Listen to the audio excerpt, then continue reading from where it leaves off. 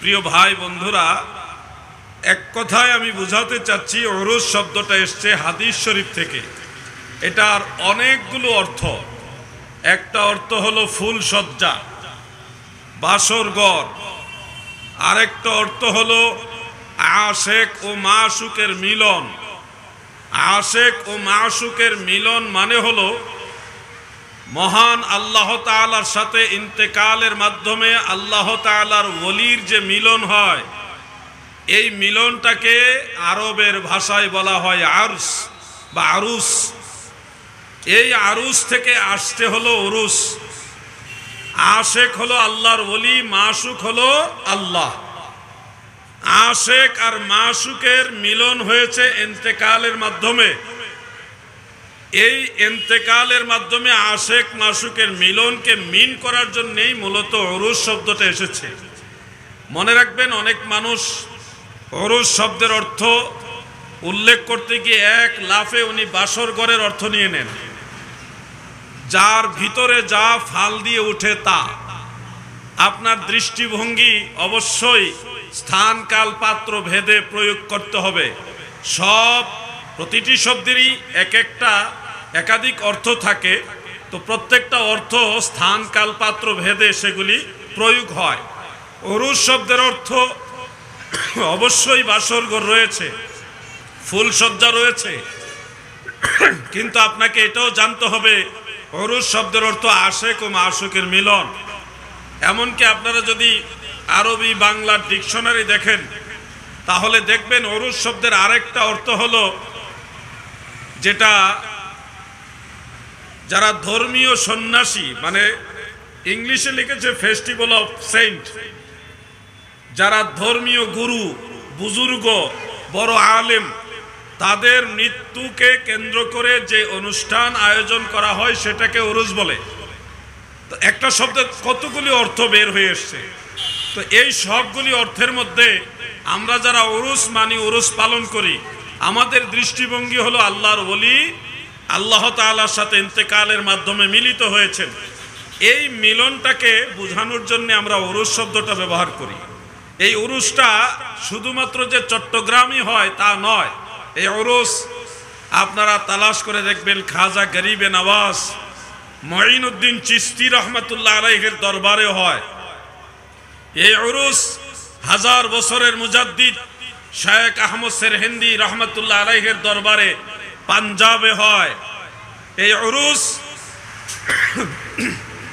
আপনারা যদি খবর নেন, দেখবেন সেই রাশিয়ার সমরকন্দেও হয়। খাজা বাহাউদ্দিন নকশবন্দ আল বুখারী রহমাতুল্লাহ আলাইহির উরুস উদযাপন হয়।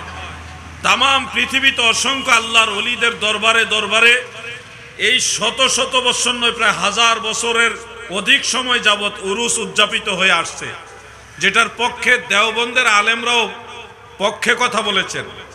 যেমন আশরাফ আলী থানভী সাহেবের পীর ও মুর্শিদ হাজী এমদাদুল্লাহ মহাজেরে মক্কি রহমাতুল্লাহ আলাইহি, তিনি তার কুল্লিয়াতে এমদাদিয়া, সেখানে উরুস যেগুলি শরীয়ত বিরোধী কার্যকলাপ থেকে মুক্ত, নারী পুরুষ অবাধ মেলামেশা, কোনো ধরনের মাদকের সেবনের আড্ডা, শরীয়ত বিরোধী গান বাজনার আয়োজন, এক কথায় শরীয়ত বিরোধী কার্যকলাপ মুক্ত যেই ধরনের উরুস রয়েছে, যেখানে নামাজ রয়েছে, শরীয়ত সম্মত জিকির আজকার রয়েছে, ইসলামী সঙ্গীত রয়েছে, দোয়া মুনাজাত রয়েছে, নেক আমল রয়েছে, এই ধরনের উরুসকে উলামায়ে কেরাম বলেছেন মুস্তাহসান, উত্তম কাজ, এগুলি জায়েজ কাজ।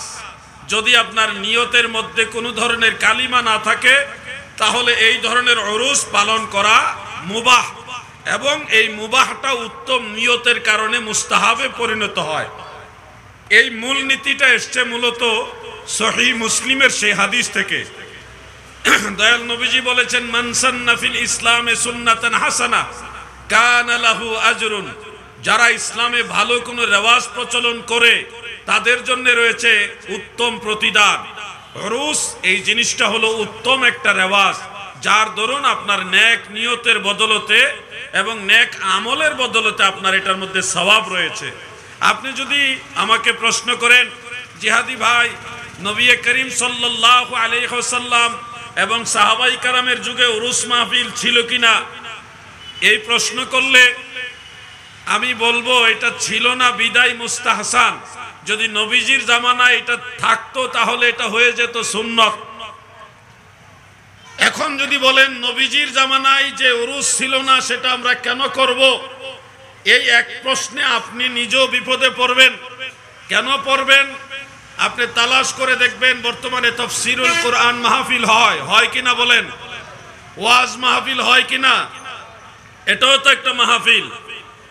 সিরাতুন নবী মাহফিল হয়, বিভিন্ন ব্যানারে বিভিন্ন মাহফিল হয়, টঙ্গীতে বিশ্ব ইজতেমা হয়, অলরেডি চট্টগ্রামে দাওয়াত ইসলামীর ইজতেমা চলতেছে। এই যে ইজতেমা বা ওয়াজ মাহফিল, তাফসীরুল কোরআন মাহফিল, সিরাতুন নবী মাহফিল, এগুলো আপনি কি সরাসরি নবীজির জামানায় এই সিস্টেমে দেখাতে পারবেন? পারবেন না দাদু। কোরআনের তাফসীর নবীজি করেছেন, কিন্তু প্রচলিত সিস্টেমের যে তাফসীরুল কোরআন মাহফিল এইভাবে নবীজি করেন নাই। রসুলে পাকের সাহাবীগণ রসুলে পাকের হাদিসের বয়ান করেছেন, কোরআনের তাফসীর করেছেন, কিন্তু আমরা যেই সিস্টেমে দরসুল কোরআন, দরসুল হাদিস, তাফসীরুল কোরআন মাহফিল করি, এইভাবে সাহাবাই কারাম করেননি। তার মানে মূল জিনিসটা নবীজি করেছে, সাহাবাই কারাম করেছে, প্রচলিত রূপটা নবীজিও করেন নাই, সাহাবাই কারামও করেন নাই। তো এই যে উরুসের মধ্যে মূল যে জিনিসটা হয় সেখানে কোরআন তেলাওয়াত হয়, উরুস মাহফিলের মধ্যে কোরআন তেলাওয়াত হয়, জিকির আজকার হয়, জামাতের সাথে নামাজ হয়, সেখানে দোয়া মুনাজাত হয়, ওয়াজ মাহফিল হয়, আলোচনা হয়, শেষে আখিরি মুনাজাত করে তবরক বিতরণ হয়। এই প্রতিটি কাজই কোরআন হাদিস দ্বারা প্রমাণিত এবং উত্তম কাজ। এই মূল জিনিসটা হলো সরাসরি কোরআন হাদিস দ্বারা প্রমাণিত, আর প্রচলিত উরুস মাহফিলের রূপটা হলো উত্তম রীতি, উত্তম রেওয়াজ, সুন্নতে হাসানার অন্তর্ভুক্ত বিধায়। যেই নীতিতে, যেই উসুলে, যেই মূল নীতিতে আপনার তাফসীরুল কোরআন মাহফিল জায়েজ হচ্ছে, যেই নীতিতে আপনার সিরাতুন নবী মাহফিল জায়েজ হচ্ছে, যেই নীতিতে আপনার বিশ্ব ইজতেমা জায়েজ হচ্ছে, যেই নীতিতে আপনার চরমুনার 3 দিনের মাহফিল জায়েজ হচ্ছে, ঠিক ওই মূল নীতিতে উরুস মাহফিলও জায়েজ হচ্ছে। এখন ভাই বাবারা হিংসা করে বা গায়ের জোরে আপনি বলবেন উরুস বিদআত, এটা হলো গায়ের জোরে বলতে পারবেন, কিন্তু আপনি যদি গভীরভাবে চিন্তা করেন, ইসলাম এমন কোন ধর্ম না যেটা যুগের চাহিদা অনুযায়ী অনেক গুরুত্বপূর্ণ বিষয় সমাধান দিতে পারে না।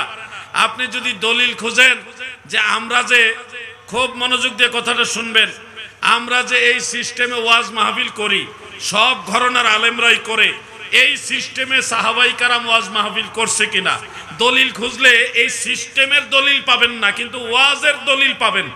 সাহাবাই কারাম ওয়াজ করছে ওই দলিল পাবেন, কিন্তু এই সিস্টেমের দলিল পাবেন না। এই সিস্টেমটা জায়েজ হইল কোন দলিলে?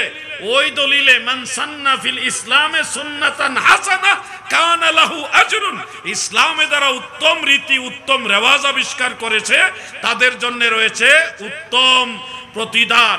আপনারা আমাদেরকে একটু সহযোগিতা করুন যে রসুলের যুগে যা ছিল না আমরা তা মানি না, নবীর সাহাবারা যা করেনি আমরা তা করব না, এই কথা বলে আপনি কতক্ষণ টিকে থাকবেন ভাই? প্রথম ধাক্কায় যদি প্রশ্ন করি আল্লাহর রসুলের জামানায় মসজিদের মিনার ছিল কিনা, উত্তর হবে না। তাহলে মসজিদের মিনার ভাঙতে হবে। রসুলে পাকের জামানায় মসজিদের মেহরাব ছিল কিনা, উত্তর হবে না। তাহলে মসজিদের মেহরাব কি করবেন? রসুলে পাকের জামানায় কাতার সোজা করার জন্য মসজিদে দাগ ছিল কিনা, উত্তর হবে না। তাহলে মসজিদের কাতার সোজা করার দাগ কি করবেন? আপনি তো জোর গলায় বলেছেন নবীর জামানায় যা ছিল না তা মানি না। ও ভাই, নবীর জামানায় 40 দিনের চিল্লা মসজিদে মসজিদে ঘুরে ঘুরে ছিল কিনা, উত্তর হবে না। নবীর জামানায় গাস্ট করার সিস্টেম ছিল কিনা, উত্তর হবে না। নবীর জামানায় এই যে মসজিদে ঘুরে ঘুরে আপনারা দিনের দাওয়াতের নামে ঘুমাচ্ছেন, ইতিকাফের নামে এই রেওয়াজ ছিল কিনা, উত্তর হবে না। যদি প্রশ্ন করি নবীর জামানায় 21 সবক তরিকতের 21টা সবক আছে, চরমনাই দরবারেও এই সবকগুলি দেওয়া হয়, যে রসুল পাকের জামানায় 21 সবক ছিল কিনা? উত্তর হবে না। তাহলে যেই দলিল আপনাদের এই সব জায়েজ ওই দলিলে মিলাদ মাহফিল জায়েজ, উরুস মাহফিলও জায়েজ, ঠিক কিনা বলেন?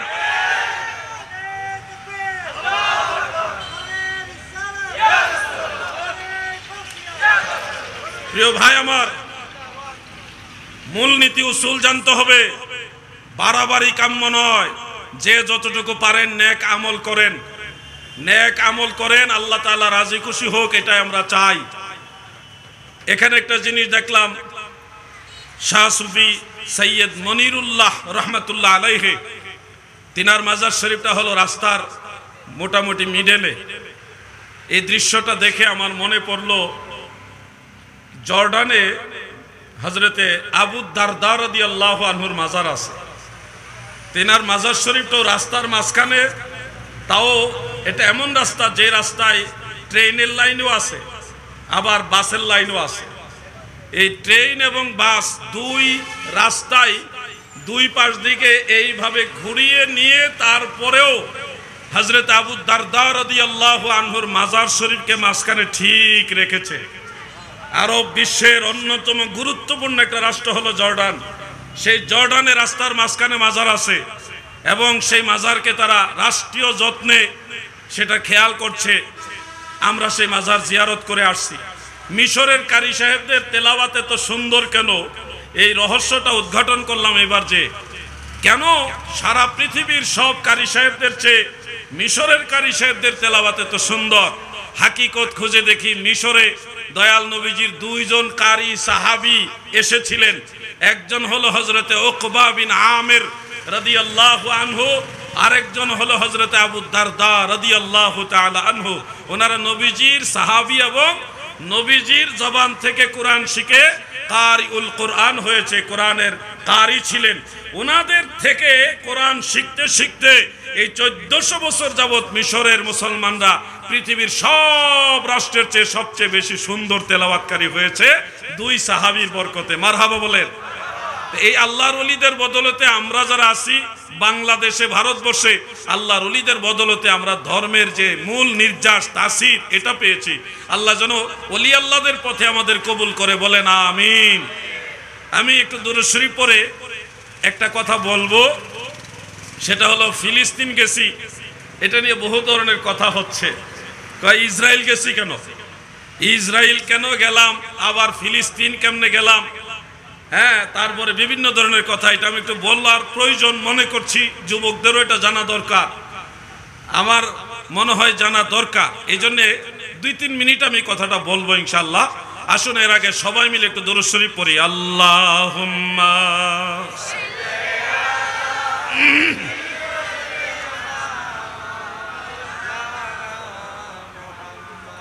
ওয়ালা আলি সাইয়্যিদিনা। যুবক ভাইরা কি দুর্বল হয়ে গেছেন? আওয়াজেও তো দুর্বল।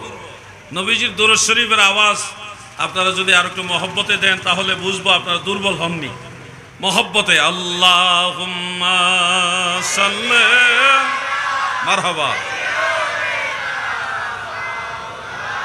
মাশাআল্লাহ, ওয়ালা আলি সাইয়্যিদ।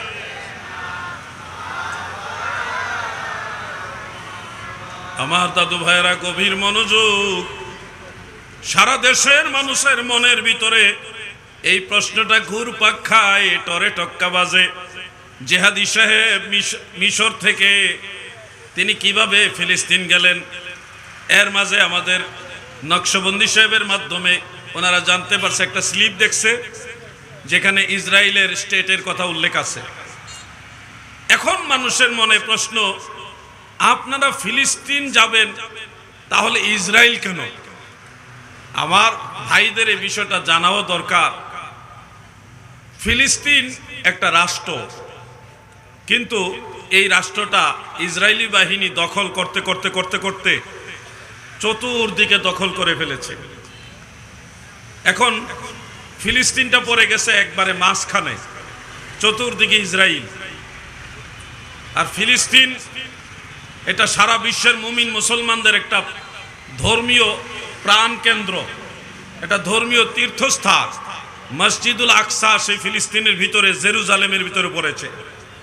এছাড়া হজরত ইব্রাহিম আলাইহিস সালাম আমাদের জাতির পিতা, ওনার মাজার সেই ফিলিস্তিনের ভিতরে।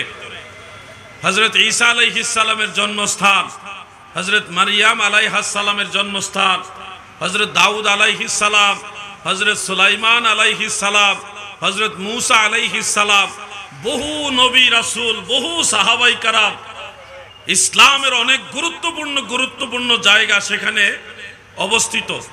যার কারণে ফিলিস্তিন আমরা যাওয়ার প্রয়োজন অনুভব করি। আমি আপনাদের কাছে জানতে চাই, যদি সুযোগ পাইতেন মসজিদুল আকসায় ফিলিস্তিন যাইতেন কিনা? সবার কি এরকম ইচ্ছা আছে? সবারই তো যাওয়ার ইচ্ছা আছে। এখন আমরা ফিলিস্তিন গেছি, আমরা ভিডিও বার্তার মাধ্যমে দেখিয়েছি, এমনকি লাইভ পর্যন্ত দিয়েছি। আমাদের এই ফিলিস্তিন যাওয়ার সফরটা কিন্তু হঠাৎ করে হয়নি। এই সিদ্ধান্ত ছিল প্রায় ৬-৭ মাস আগের। আমরা ফিলিস্তিন যাব এই সিদ্ধান্ত ৬ থেকে ৭ মাস আগের। টাকা পয়সা জমা দিয়ে দিয়েছি অনেক আগে। সেই সুবাদে সময় আসলো, আমরা সবাই কাফেলা করে ২৯ জন গিয়েছি, 29 জন সেখানে গিয়েছি। মনে রাখবেন, ফিলিস্তিন যাইতে হলে ইসরায়েলের কোনো ভিসার প্রয়োজন নেই। ইসরায়েলের কোনো ভিসা দিয়ে ফিলিস্তিন যেতে হয় না। তাহলে আপনারা যে একটা টোকেন প্রচার করেছেন যেখানে ইসরায়েলের স্টেটের কথা লেখা আছে, উত্তর শুনুন। আরব বিশ্ব ইসরায়েলের সাথে একবার যুদ্ধে জড়িত হয়েছিল। তখন এই যুদ্ধ বন্ধ করার স্বার্থে একটা শান্তি চুক্তি হয়েছিল। সে চুক্তির মধ্যে এটা একটা চুক্তি হয়েছিল যে মসজিদুল আকসা এটা কন্ট্রোল করবে জর্ডানের সরকার। এই চুক্তি মোতাবেক আজও পর্যন্ত যারা মসজিদুল আকসায় যেতে চায় তারা জর্ডানের পারমিশন তথা জর্ডান থেকে ভিসা নিয়ে যেতে হয়।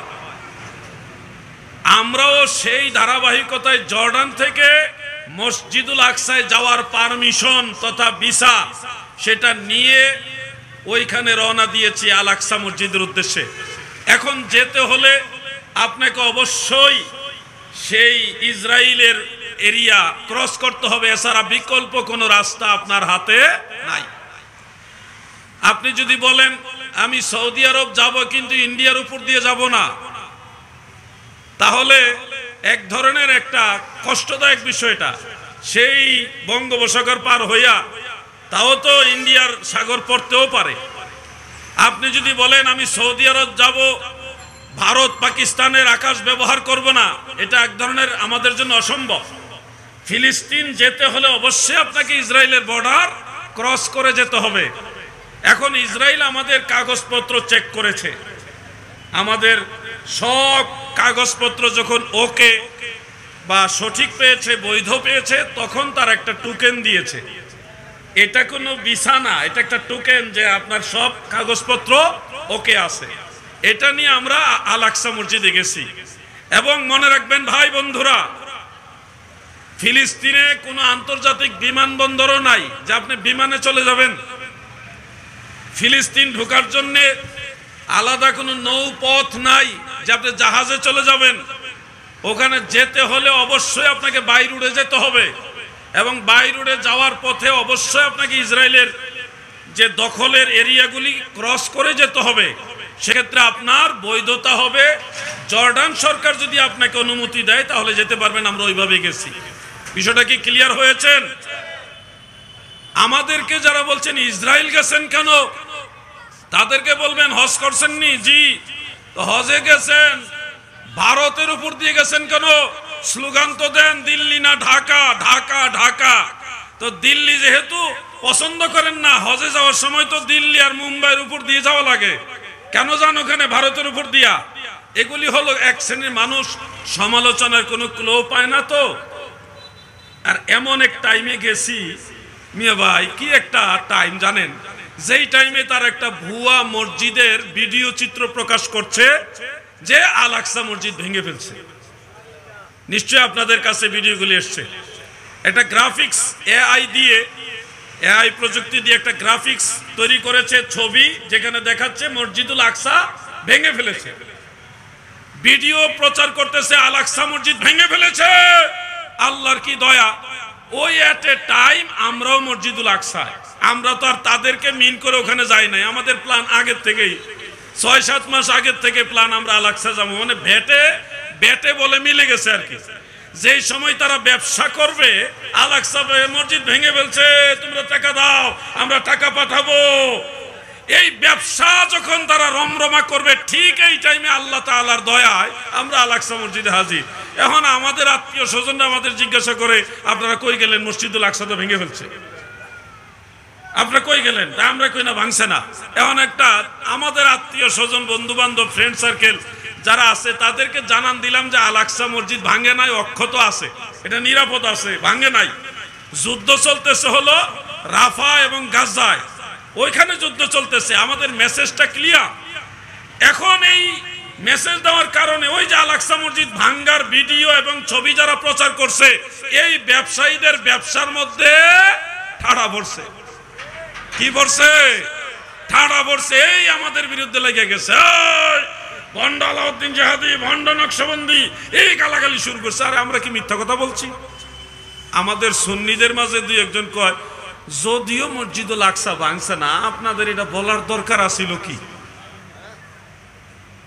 হ্যাঁ, মসজিদুল আকসা ভাঙ্গে নাই, আমরা নিজের চোখে দেখতেছি, পরের চোখে না, মিডিয়াতে না, ডাইরেক্ট ওখানে নামাজ কালাম পড়তেছি, ভাঙে নাই।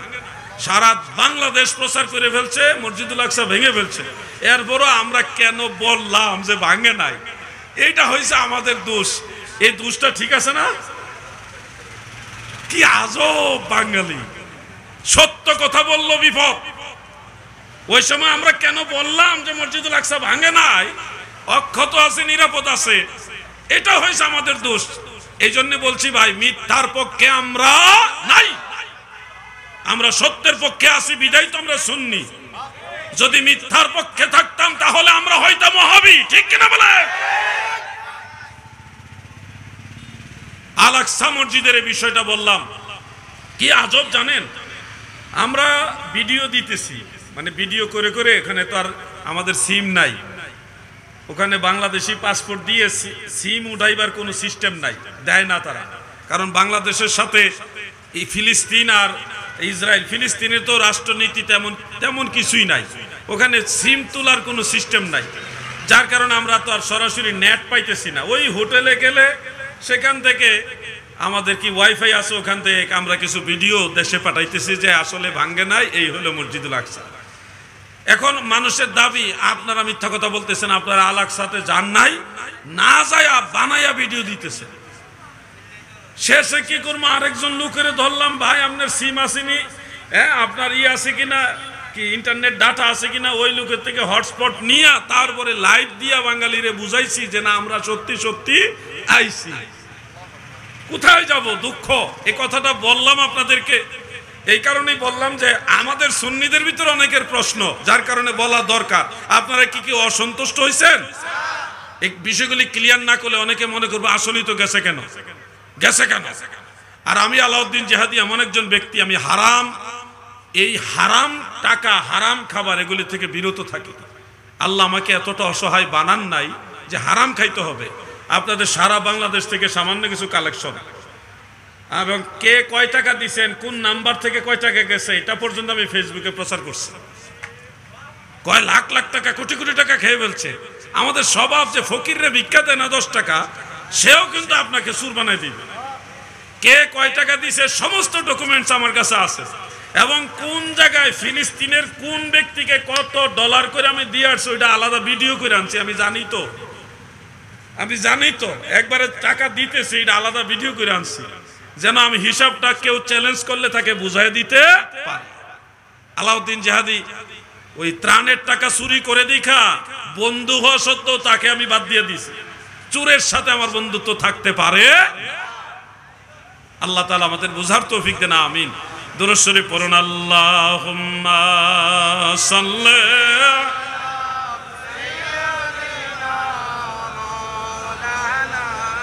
মুহাম্মদ ওয়া আলা আলি সাইয়্যিদিনা। প্রিয় ভাইয়েরা আমার, এই আলোচনাগুলি যদিও আমাদের আজকের আলোচনার মূল টপিকসের অন্তর্ভুক্ত না, কিন্তু জনগণের মুসল্লি যারা আছে তাদের চাহিদার কারণে আমি আপনাদের শেয়ার করলাম। এবার আমি আমার আলোচনা যেটা কমিটির বিভিন্ন ভাইদের রিকোয়েস্টের মধ্যে রয়েছে, সেই রিকোয়েস্টের অন্তর্ভুক্ত একটা আলোচনা আপনাদের সামনে থ্রো করতে চাই, সেটা হলো নবীজির দুরূদ শরীফ। এই যে সবাই মিলে সমস্বরে একসাথে সম্মিলিত যে দুরূদ শরীফ আমরা পড়লাম, আসেন আরেকবার পড়ি। আল্লাহুম্মা সাল্লি আলা মাওলানা মুহাম্মদ ওয়া আলা আলি।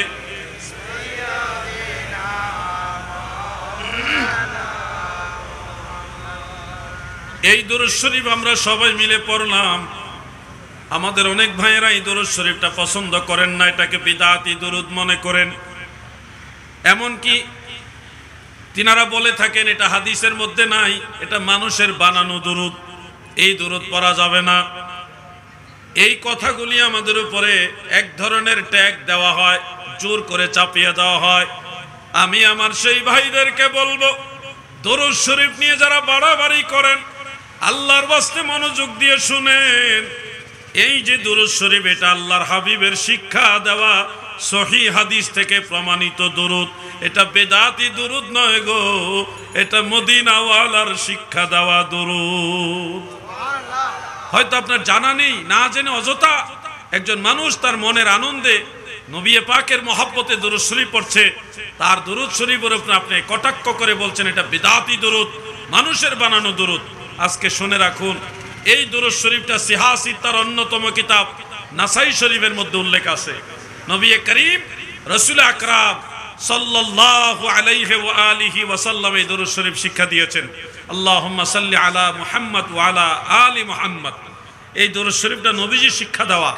সেই দুরূদ শরীফের মাঝখানে সাইয়্যিদিনা মাওলানা, নবীজির দুইটা সিফতি নাম বা নবীজির দুইটা সিফত ব্যবহার করে আমরা পড়ি। ও ভাই, আপনি জানেন এই দুরূদ শরীফ ছাড়া আপনি যেটা পড়ছেন দুরুদ ইব্রাহিম নামে, আপনি জানেন না ওই দুরুদের নাম দুরুদ ইব্রাহিম নয়, ওই দুরুদের নাম হলো সলাতু ফি তাশাহুদ। এটা হলো তাশাহুদের দুরুদ, নামাজের দুরুদ। কিন্তু আপনি, আমি বা আমরা এটার নাম দিয়েছি দুরুদ ইব্রাহিম, অথচ এই দুরুদের নাম হওয়ার কথা ছিল দুরুদে মুহাম্মাদি। কারণ ইব্রাহিম আলাইহিস সালামের নামের পূর্বে আমাদের নবীর নাম সেই দুরুদে আছে। আল্লাহুম্মা সাল্লি আলা মুহাম্মদ ওয়া আলা আলি মুহাম্মদ, আমার নবীর দুরুদ, সেখানে নবীজির দুরুদ আগে পড়তে হয়, পরে ইব্রাহিম আলাইহিস সালামের দুরুদ। অথচ আপনার পছন্দ হলো সেটা হলো ইব্রাহিম নবীর দুরুদ, কিন্তু আদৌ কি এটা ইব্রাহিম নবীর দুরুদ? এটা তো আমার দয়াল নবীজির দুরুদ। এরপরে আসুন ভাই আমার, মানুষের বানানো দুরুদ পড়বেন না, বেদাতি দুরুদ পড়বেন না, মানুষের বানানো দুরুদ পড়বেন না। এই কথা যারা বলছেন, আপনারা বুখারী শরীফ পড়ার সময় মুকাদ্দমার মধ্যে ইমাম বুখারী নবীর দুরুদ লিখেছে, যেটা দুরুদ ইব্রাহিম না বা সরাসরি হাদিস থেকে প্রমাণিত দুরুদও না। বুখারী শরীফ, মুসলিম শরীফ খোলেন, যে কোনো হাদিস গ্রন্থের শুরুতেই ভূমিকার মধ্যে সকল কিতাবের মুসান্নিফ যারা, ওনারা সবাই নবীর দুরূদ শরীফ লিখে গেছেন সুন্দর সুন্দর শব্দে, যেগুলি কোনো হাদিস থেকে প্রমাণিত দুরূদ নয়, বরং ইমামদের মনের মাধুরী দিয়ে নবীর মহব্বতের ভাষায় তারা দুরূদ লিখে গেছে। আমার ভাই বাবারা গো, মানুষের বানানো দুরূদ পড়বেন না, বেদাতি দুরূদ পড়বেন না। তাহলে আমার প্রশ্ন জাগে, আপনি বুখারী মুসলিম পড়ছেন কিভাবে?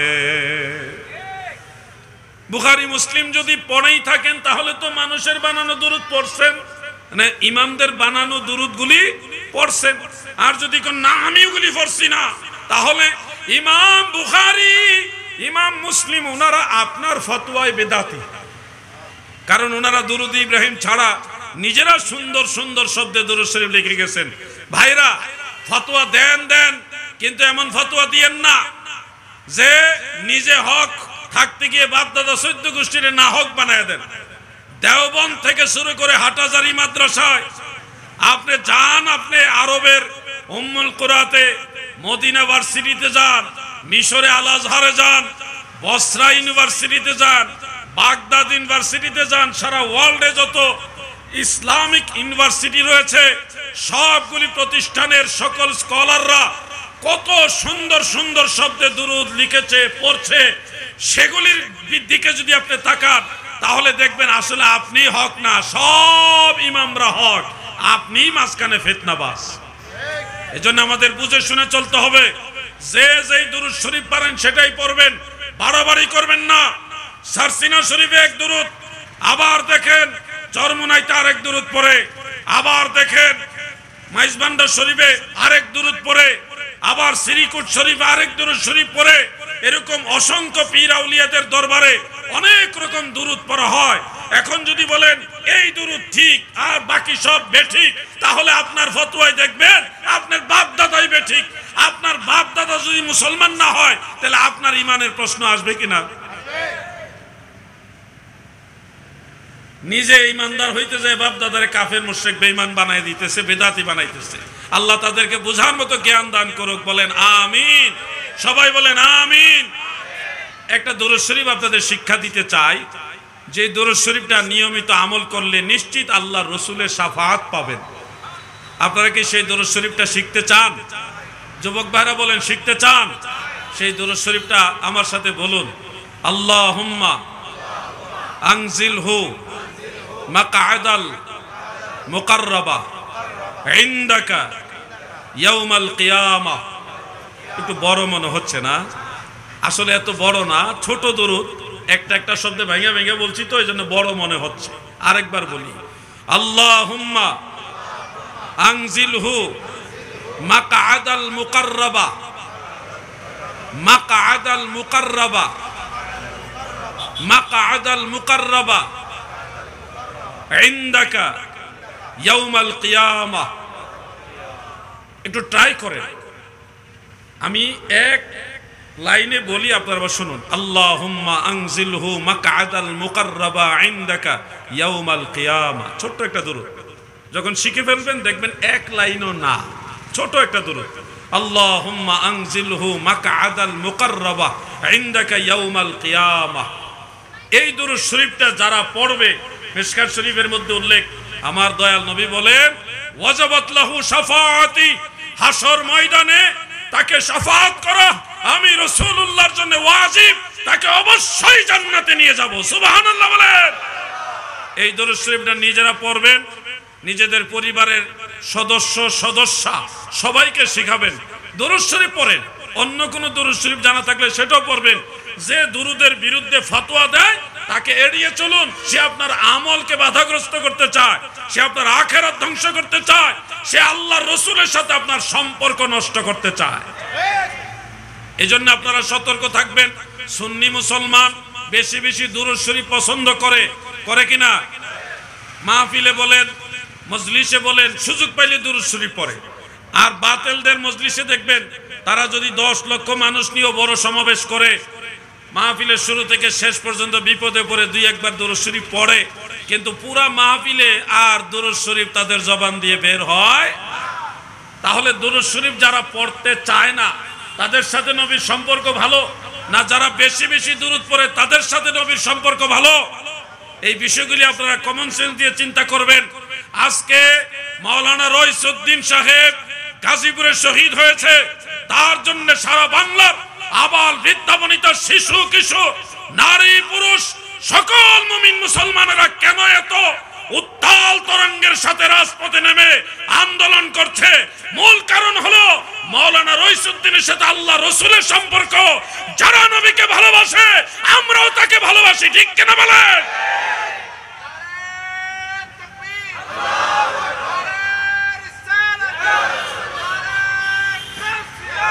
বাতিলরা মনে করেছে রইসউদ্দিনের মতো যারা নবী প্রেমিক তাদেরকে দুনিয়া থেকে বিদায় করে দিতে পারলেই মনে হয় সুন্নিয়তের আলো নিভে যাবে।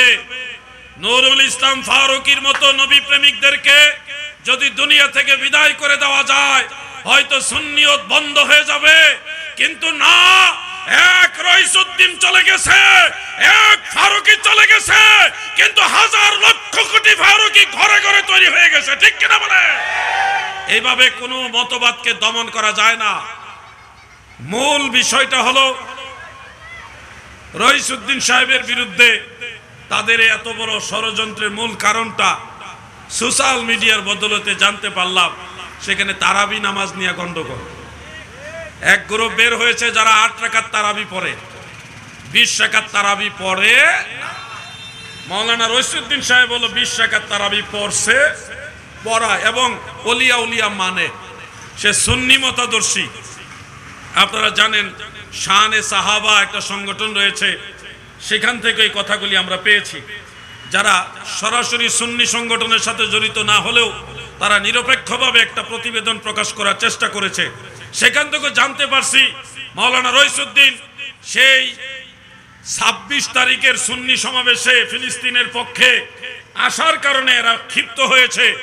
যারা ফিলিস্তিনের মুসলমানদের পক্ষে ময়দানে নামলে নারাজ হয়, এরা নিঃসন্দেহে ইসরায়েলের প্রোডাক্ট। ঠিক কিনা বলে?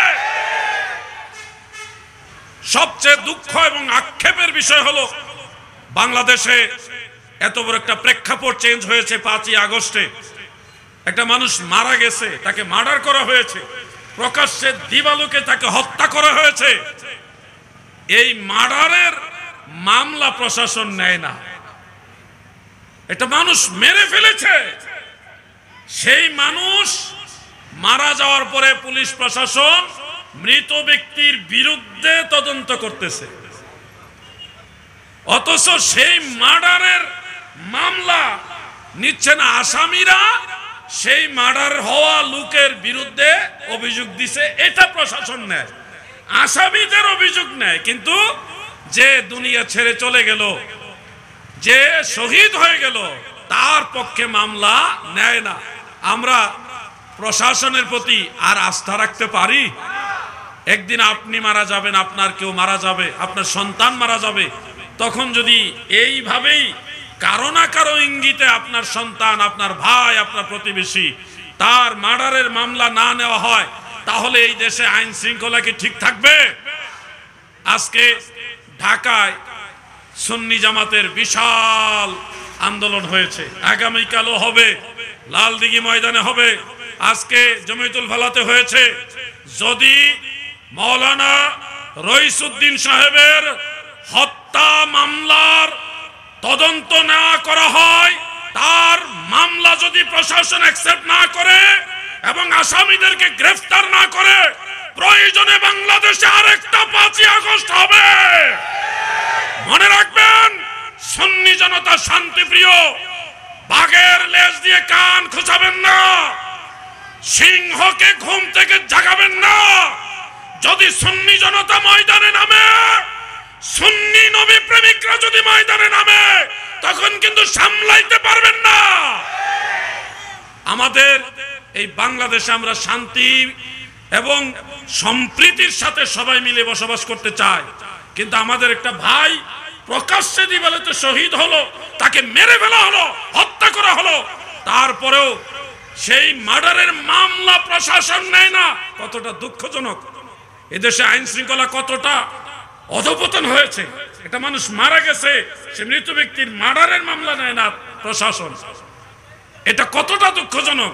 আজকের সমাবেশ থেকে জোর দাবি জানাচ্ছি, যদি শহীদ রইসুদ্দিন সাহেবের মামলা না নেওয়া হয়, তাহলে এটাই হবে এই সরকারের জন্য সবচেয়ে বড় ভুল সিদ্ধান্ত। প্রিয় ভাইরা, আজকে ওয়াজ মাহফিলগুলিতে এরকম আমি বলি না, কারো মার্ডার, কোনো মামলা এগুলি নিয়ে বলি না, কিন্তু বলতে বাধ্য হলাম, পরিস্থিতি আমাদেরকে বাধ্য করছে। আমরা সুন্নিরা কখনো হিংস্র না, কারো উপরে আঘাত করি না। আজকে দেখেন, এদিকে জমিয়তুল ফালাতে হাজার হাজার মানুষ নামছে, ওইদিকে রাজধানী ঢাকায় প্রেস ক্লাব থেকে শুরু করে স্বরাষ্ট্রমন্ত্রীর, স্বরাষ্ট্র উপদেষ্টার বাসভবনের উদ্দেশ্যে বিশাল জুলুস হয়েছে, মিছিল হয়েছে। কোন একটা গাড়ি ভাঙচুর হয়েছে, কারো উপর আঘাত করা হয়েছে, কারো বাড়িতে ঢিল ছোড়া হয়েছে, কারো বাড়ির গাছের আম চুরি হয়েছে?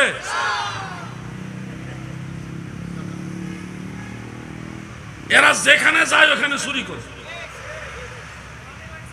ওয়াহাবিরার কথা কই, এই ওয়াহাবিরা যেখানে যায়, গণভবন থেকে শুরু করে রাজপথ, আম গাছ, ধান গাছ, আর কোনো কিছু নিরাপদ না, যেখানে যাবে চুরি করবই। আমাদের সমাবেশে 2-3 জন মুরব্বী বিড়ি খাইছে দেখা সমালোচনা, ওই সুন্নিরা বিড়ি খায়। অথচ এই ওয়াহাবিদের সমাবেশে গিয়ে দেখছি তারা গাঁজা খায়। আমাদের বাংলাদেশের কালচার অনুযায়ী পান, বিড়ি এগুলি গ্রাম অঞ্চল কিংবা সাধারণ মানুষ যারা খেটে খাওয়া মানুষ, তারা অনেক সময় এটা বদ অভ্যাস হিসেবে এটা পান করে থাকে। পান খায় আর বিড়ি, সিগারেট এগুলি পান করে। এগুলি আমরা সবসময় অনুৎসাহিত করি মানুষদেরকে। কিন্তু ওই মুরব্বী 3-4 জন বিড়ি খাইছে দেখা এটা ভিডিও কইরা খুব ভাইরাল করতেছে, বিড়ি খাইছে রে, বিড়ি খাইছে। তো তোরা যে আম চুরি করছো, তো এই সময় কইলি না রে আম চুরি করতেছি আমরা, দেখো আমরা আম চুরি করতেছি, এরা কইলি না।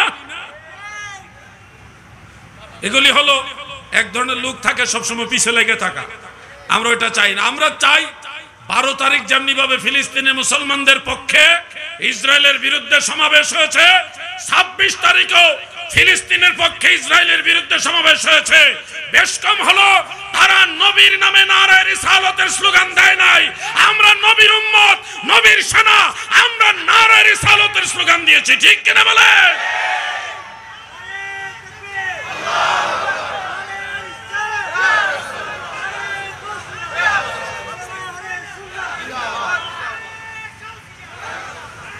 বাটা জুতা কেএফসি বন্ধ করে দিলে এটা ঠিক আছে, রাষ্ট্রীয় পর্যায়ে বন্ধ করে দেন, তাহলে ইসরায়েলের পণ্য বন্ধ হলো। এখন একদিকে আন্দোলন করে ইসরায়েলের 2 গালে জুতা মারো, তালে তালে চশমা লাগাইছে ইসরায়েলের।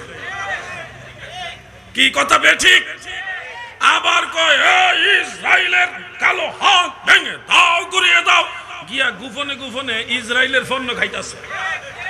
এইটা কোন জাতের আন্দোলন?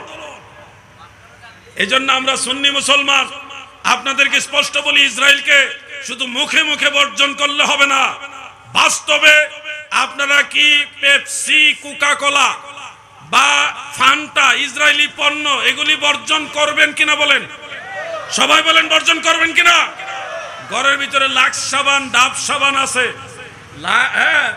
সানসিল্ক শ্যাম্পু আছে, আসেনি? ডাব সাবান আছে, ডাব শ্যাম্পুও আছে, হুইল পাউডার, হুইল সাবান আসেনি?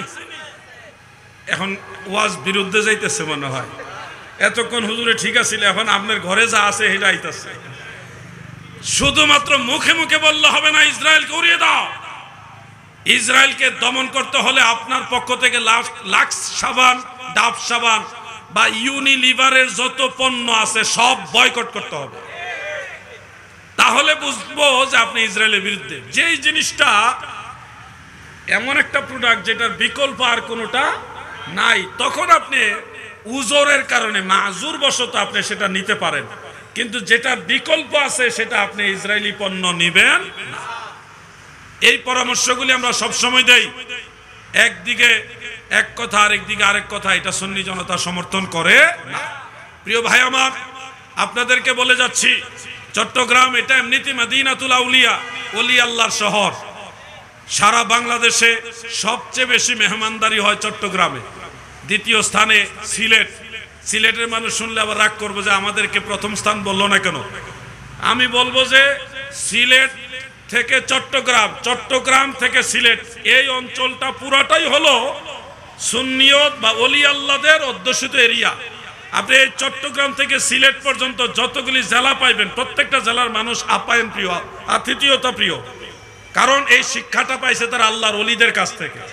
আমার বাড়ি ব্রাহ্মণবাড়িয়া। হ্যাঁ, আমাদের ব্রাহ্মণবাড়িয়াতে হযরতে কেল্লা শহীদ রহমতুল্লাহ আলাইহির মাজার আছে। কেল্লা শহীদ কে জানেন? খরমপুরের কেল্লা বাবা। যারা কেল্লা বাবা কইলে হাসেন, আপনি জানেন ওই কেল্লা বাবার কারণে আপনি মুসলমান হইছেন। কেল্লা বাবাকে জানো? কেল্লা বাবার ইতিহাস 2 মিনিটে বলে দেই। কেল্লা বাবার মূল নাম হলো সৈয়দ আহমদ ওনার লম্বা লম্বা চুল ছিল, এই জন্য বলা হতো গেসু দারাজ। উরফে কেল্লা শহীদ সৈয়দ আহমদ গেসু দারাজ উরফে কেল্লা শহীদ রহমাতুল্লাহ আলাইহি। প্রসিদ্ধ একটা ঘটনা, আল্লাহু আলাম, এটা তো ঐতিহাসিক ঘটনা, কোরআন হাদিসের মতো একেবারেই অকাট্য না, ঐতিহাসিক ঘটনা। হযরতে শাহজালাল ইয়ামানি মুজাররদি রহমাতুল্লাহ আলাই 360 আউলিয়া নিয়ে প্রথম আসছে চট্টগ্রামে। এই চট্টগ্রাম থেকে ওনারা ইসলামের দাওয়াত বা খেদমত করতে করতে এই ফেনী নোয়াখালী হয়ে, কুমিল্লা হয়ে, ব্রাহ্মণবাড়িয়া হয়ে, হবিগঞ্জ হয়ে সিলেট গেছে। ওনারা কিন্তু হঠাৎ করে সিলেট যায়নি। এবং হযরত শাহজালাল রহমাতুল্লাহ আলাইহি তিনি এই বাংলাদেশে আসার পিছনে মূল কাহিনী হলো শেখ বুরহানুদ্দিন রহমাতুল্লাহ আলাইহির বাচ্চা, ওনার সন্তানের আকিকা উপলক্ষে গরু জবাই করছিল। ওই গরু জবাই করার কারণে হিন্দু রাজা এবং হিন্দু যারা ছিল তারা রাগান্বিত হয়েছে, গুসা হয়েছে যে আমাদের মা জবাই করে ফেলছে। এখনো কিন্তু দেখবেন ভারতবর্ষে, বিশেষ করে আসাম রাজ্যে গরু জবাই করলে তারা মারাত্মক অপরাধ হিসেবে এটা দেখে। তৎকালীন সময় এরকম পরিস্থিতি ছিল, গরু জবাই হিন্দু ধর্মের লোকেরা, মুসলমানরা জবাই করলেও এটা মেনে নিত না। প্রকাশ্যে শেখ বুরহানুদ্দিন রহমাতুল্লাহ আলাইহির সন্তান তার আকিকা দেওয়ার কারণে ওই গরু জবাই করার মতোই বাচ্চাটাকে জবাই করে দিয়েছে হিন্দুরা। এই জিনিসটা মুসলমানরা কষ্ট পেয়েছে। এই কষ্টের আঘাত মদিনাওয়ালার কলিজার ভিতরে গিয়ে লাগছে। আল্লাহর হাবিব স্বপ্নে যুগে হযরতে শাহজালাল ইয়ামানি মুজাররদি রহমাতুল্লাহ আলাইহিকে গিয়ে বলেন, শাহজালাল রে,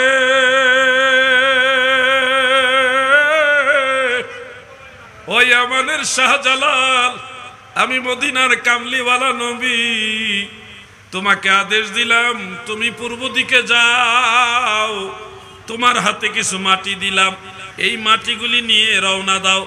পথিমধ্যে যারা তোমার সফরের সঙ্গী হবে তাদেরকেও তুমি সাথে নিয়ে যেও।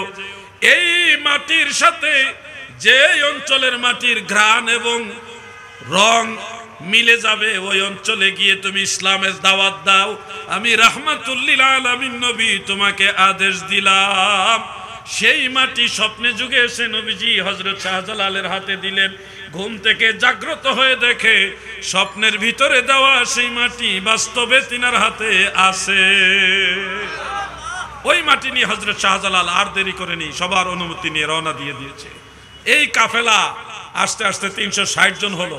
তারপরে কখনো স্থল পথে, কখনো জলপথে, আস্তে আস্তে চট্টগ্রামে আসছে। চট্টগ্রামের মানুষ এমনিতেই আপনারা সবচেয়ে বেশি ভাগ্যবান। আপনারা এটাও প্রসিদ্ধ আছে, চট্টগ্রামের মানুষ আল্লাহর হাবিবের সাহাবীদের কদম মুবারকের ধুলা পেয়েছেন।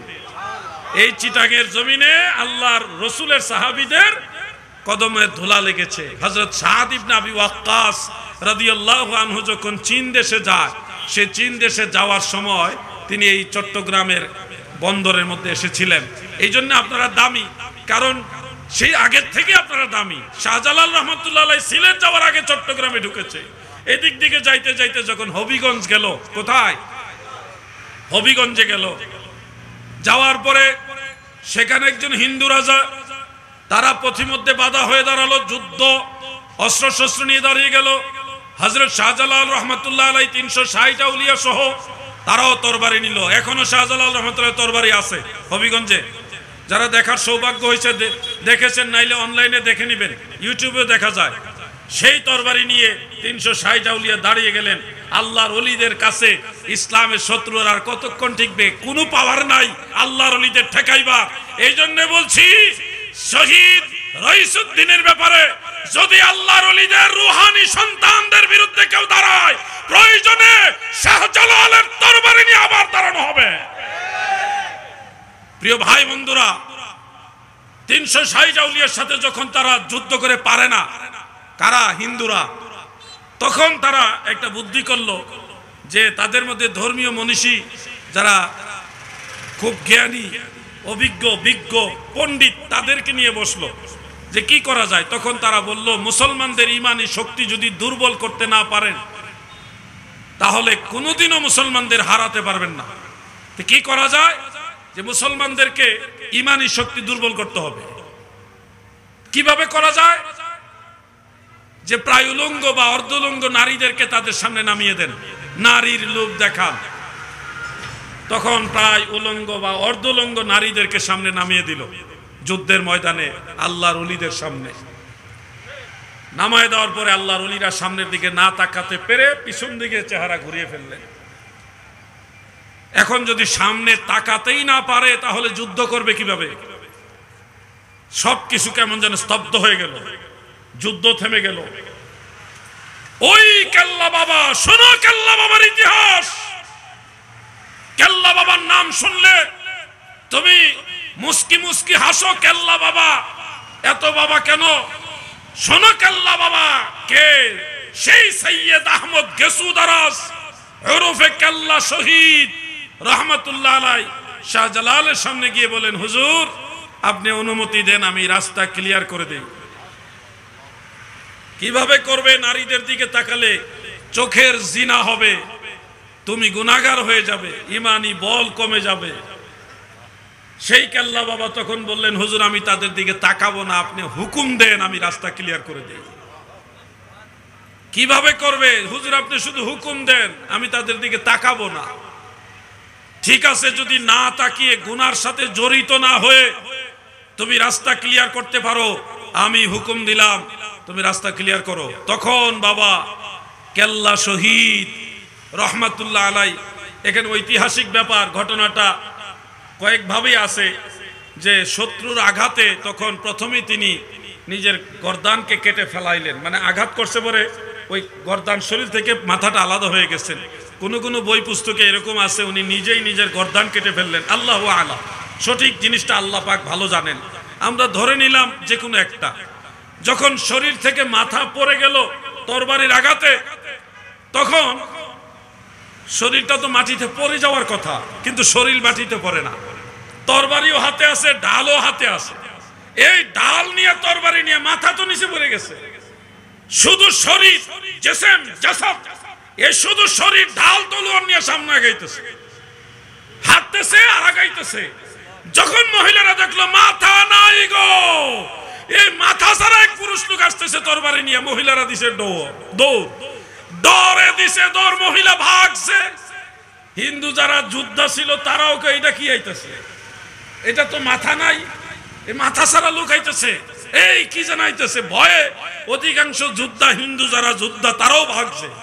ময়দান প্রায় ক্লিয়ার, অনেকটা ক্লিয়ার হওয়ার পরে ওনার জেসেমটা যখন মাটিতে পড়ে গেল, তখন শাহজালাল রহমতুল্লাহ আওয়াজ শুনে তিনি তাকায় দেখেন মহিলারাও নাই, রাস্তাও মোটামুটি ক্লিয়ার, আর ওই যোদ্ধারাও মোটামুটি অনেকেই ভাগছে, অল্প কিছু আছে। যখন আল্লাহর ওলিরা ঘুরে দেখে রাস্তা ক্লিয়ার, তরবারি নিয়ে দৌড় দিছে, বাকিগুলোতে এমনি নাই।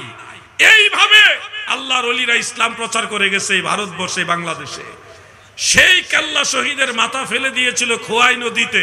হবিগঞ্জ একটা নদী আছে খোয়াই নদী, সেখান থেকে এই কেল্লা ভাসতে ভাসতে আল্লাহ পাকের কুদরতে তিতাস নদীতে আসছে। কোন নদী?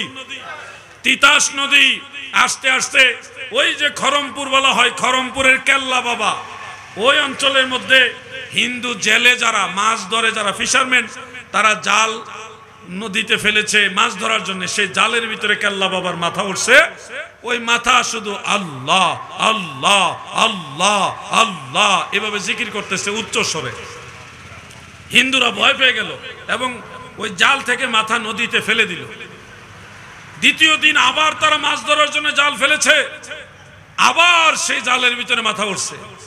ওই মাথা জিকির করতেছে আল্লাহ আল্লাহ আল্লাহ আল্লাহ।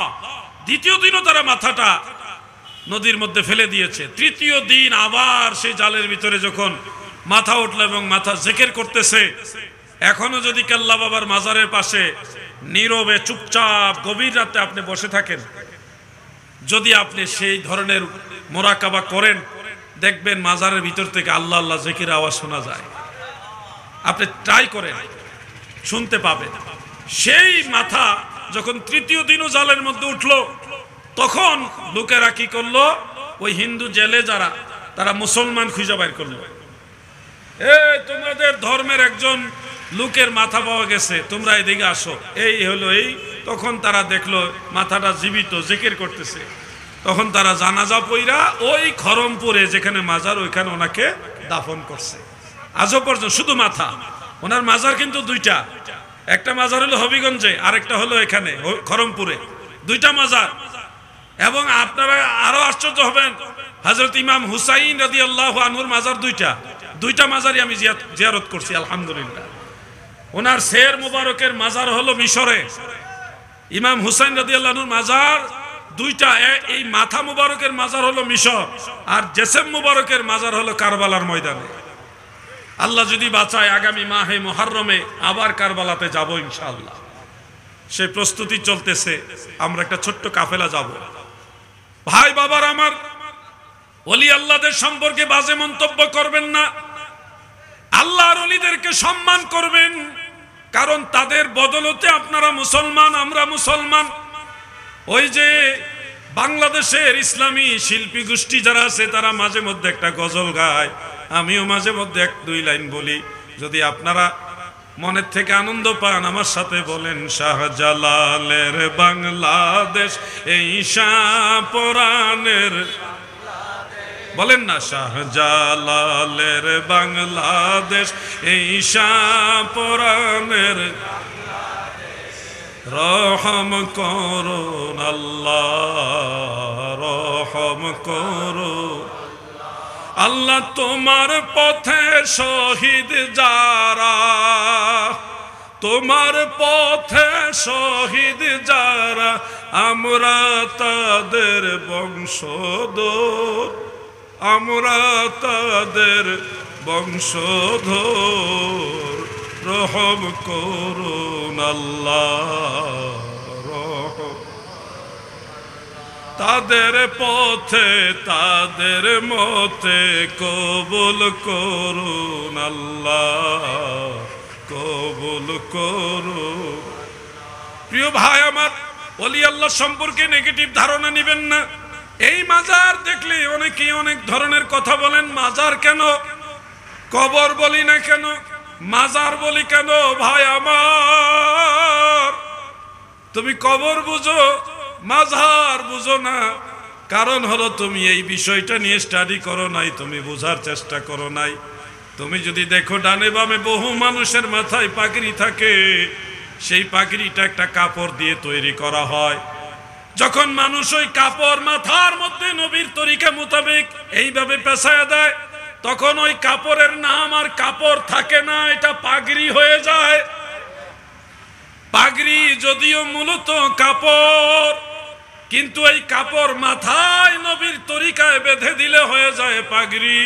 ভাইরে, অন্য কাপড় আর পাগড়ির মধ্যে বেশ কম আছে, মর্যাদার বেশ কম। কিসের বেশ কম? মর্যাদার বেশ কম। পৃথিবীর কত পাথর আছে, যেই পাথর দিয়ে কাবা ঘর বানিয়েছে, ওই পাথর আর আমার বাংলাদেশের রেল লাইনের পাথর এক মনে করলে হবে না ভাই। পৃথিবীর কত পাথর আছে, হাজরে আসওয়াদ পাথর, ওটাও একটা পাথর, দুইটা এক মনে করলে হবে না ভাই আমার। একটা পাথরে তুমি চুমা দিলে তোমার কিছুই আসে যাবে না, সুগন্ধ দুর্গন্ধ দুইটাই পাওয়ার সম্ভাবনা রয়েছে, পেশাবের গন্ধ পাওয়ারও সুযোগ আছে রেল লাইনের পাথরে। কিন্তু তুমি যদি হাজরে আসওয়াদ পাথরে চুমা দিতে যাও, তোমার মতো হাজার লক্ষ মানুষ জান প্রাণ দিয়ে চেষ্টা করছে, যদি একবার এই পাথরে চুমা দিতে পারতাম। পাথর তোমার এত দাম কেন গো? তুমি এত দামি হলে কিভাবে গো? পাথর তোমাকে জানিয়ে দিবে, রহমতের নবী আমাকে চুমা দিয়েছে, নবীর কারণে আমি হাজরে আসওয়াদ পাথর এত দামি হয়েছি। ও আমার ভাই, তুমি মাজার দেখলে বেজার হয়ে যাও, তুমি জানো না প্রতিটি মাজার মূলত কবর হলেও মর্যাদায় বেশ কম আছে। সৈয়দ আহমদুল্লাহ সাহেব রহমতুল্লাহ আলাই, গৌসে আজম, অনেকেই বলে থাকেন গৌসুল আজম বা গৌসে পাক, যেভাবে আপনারা বলেন।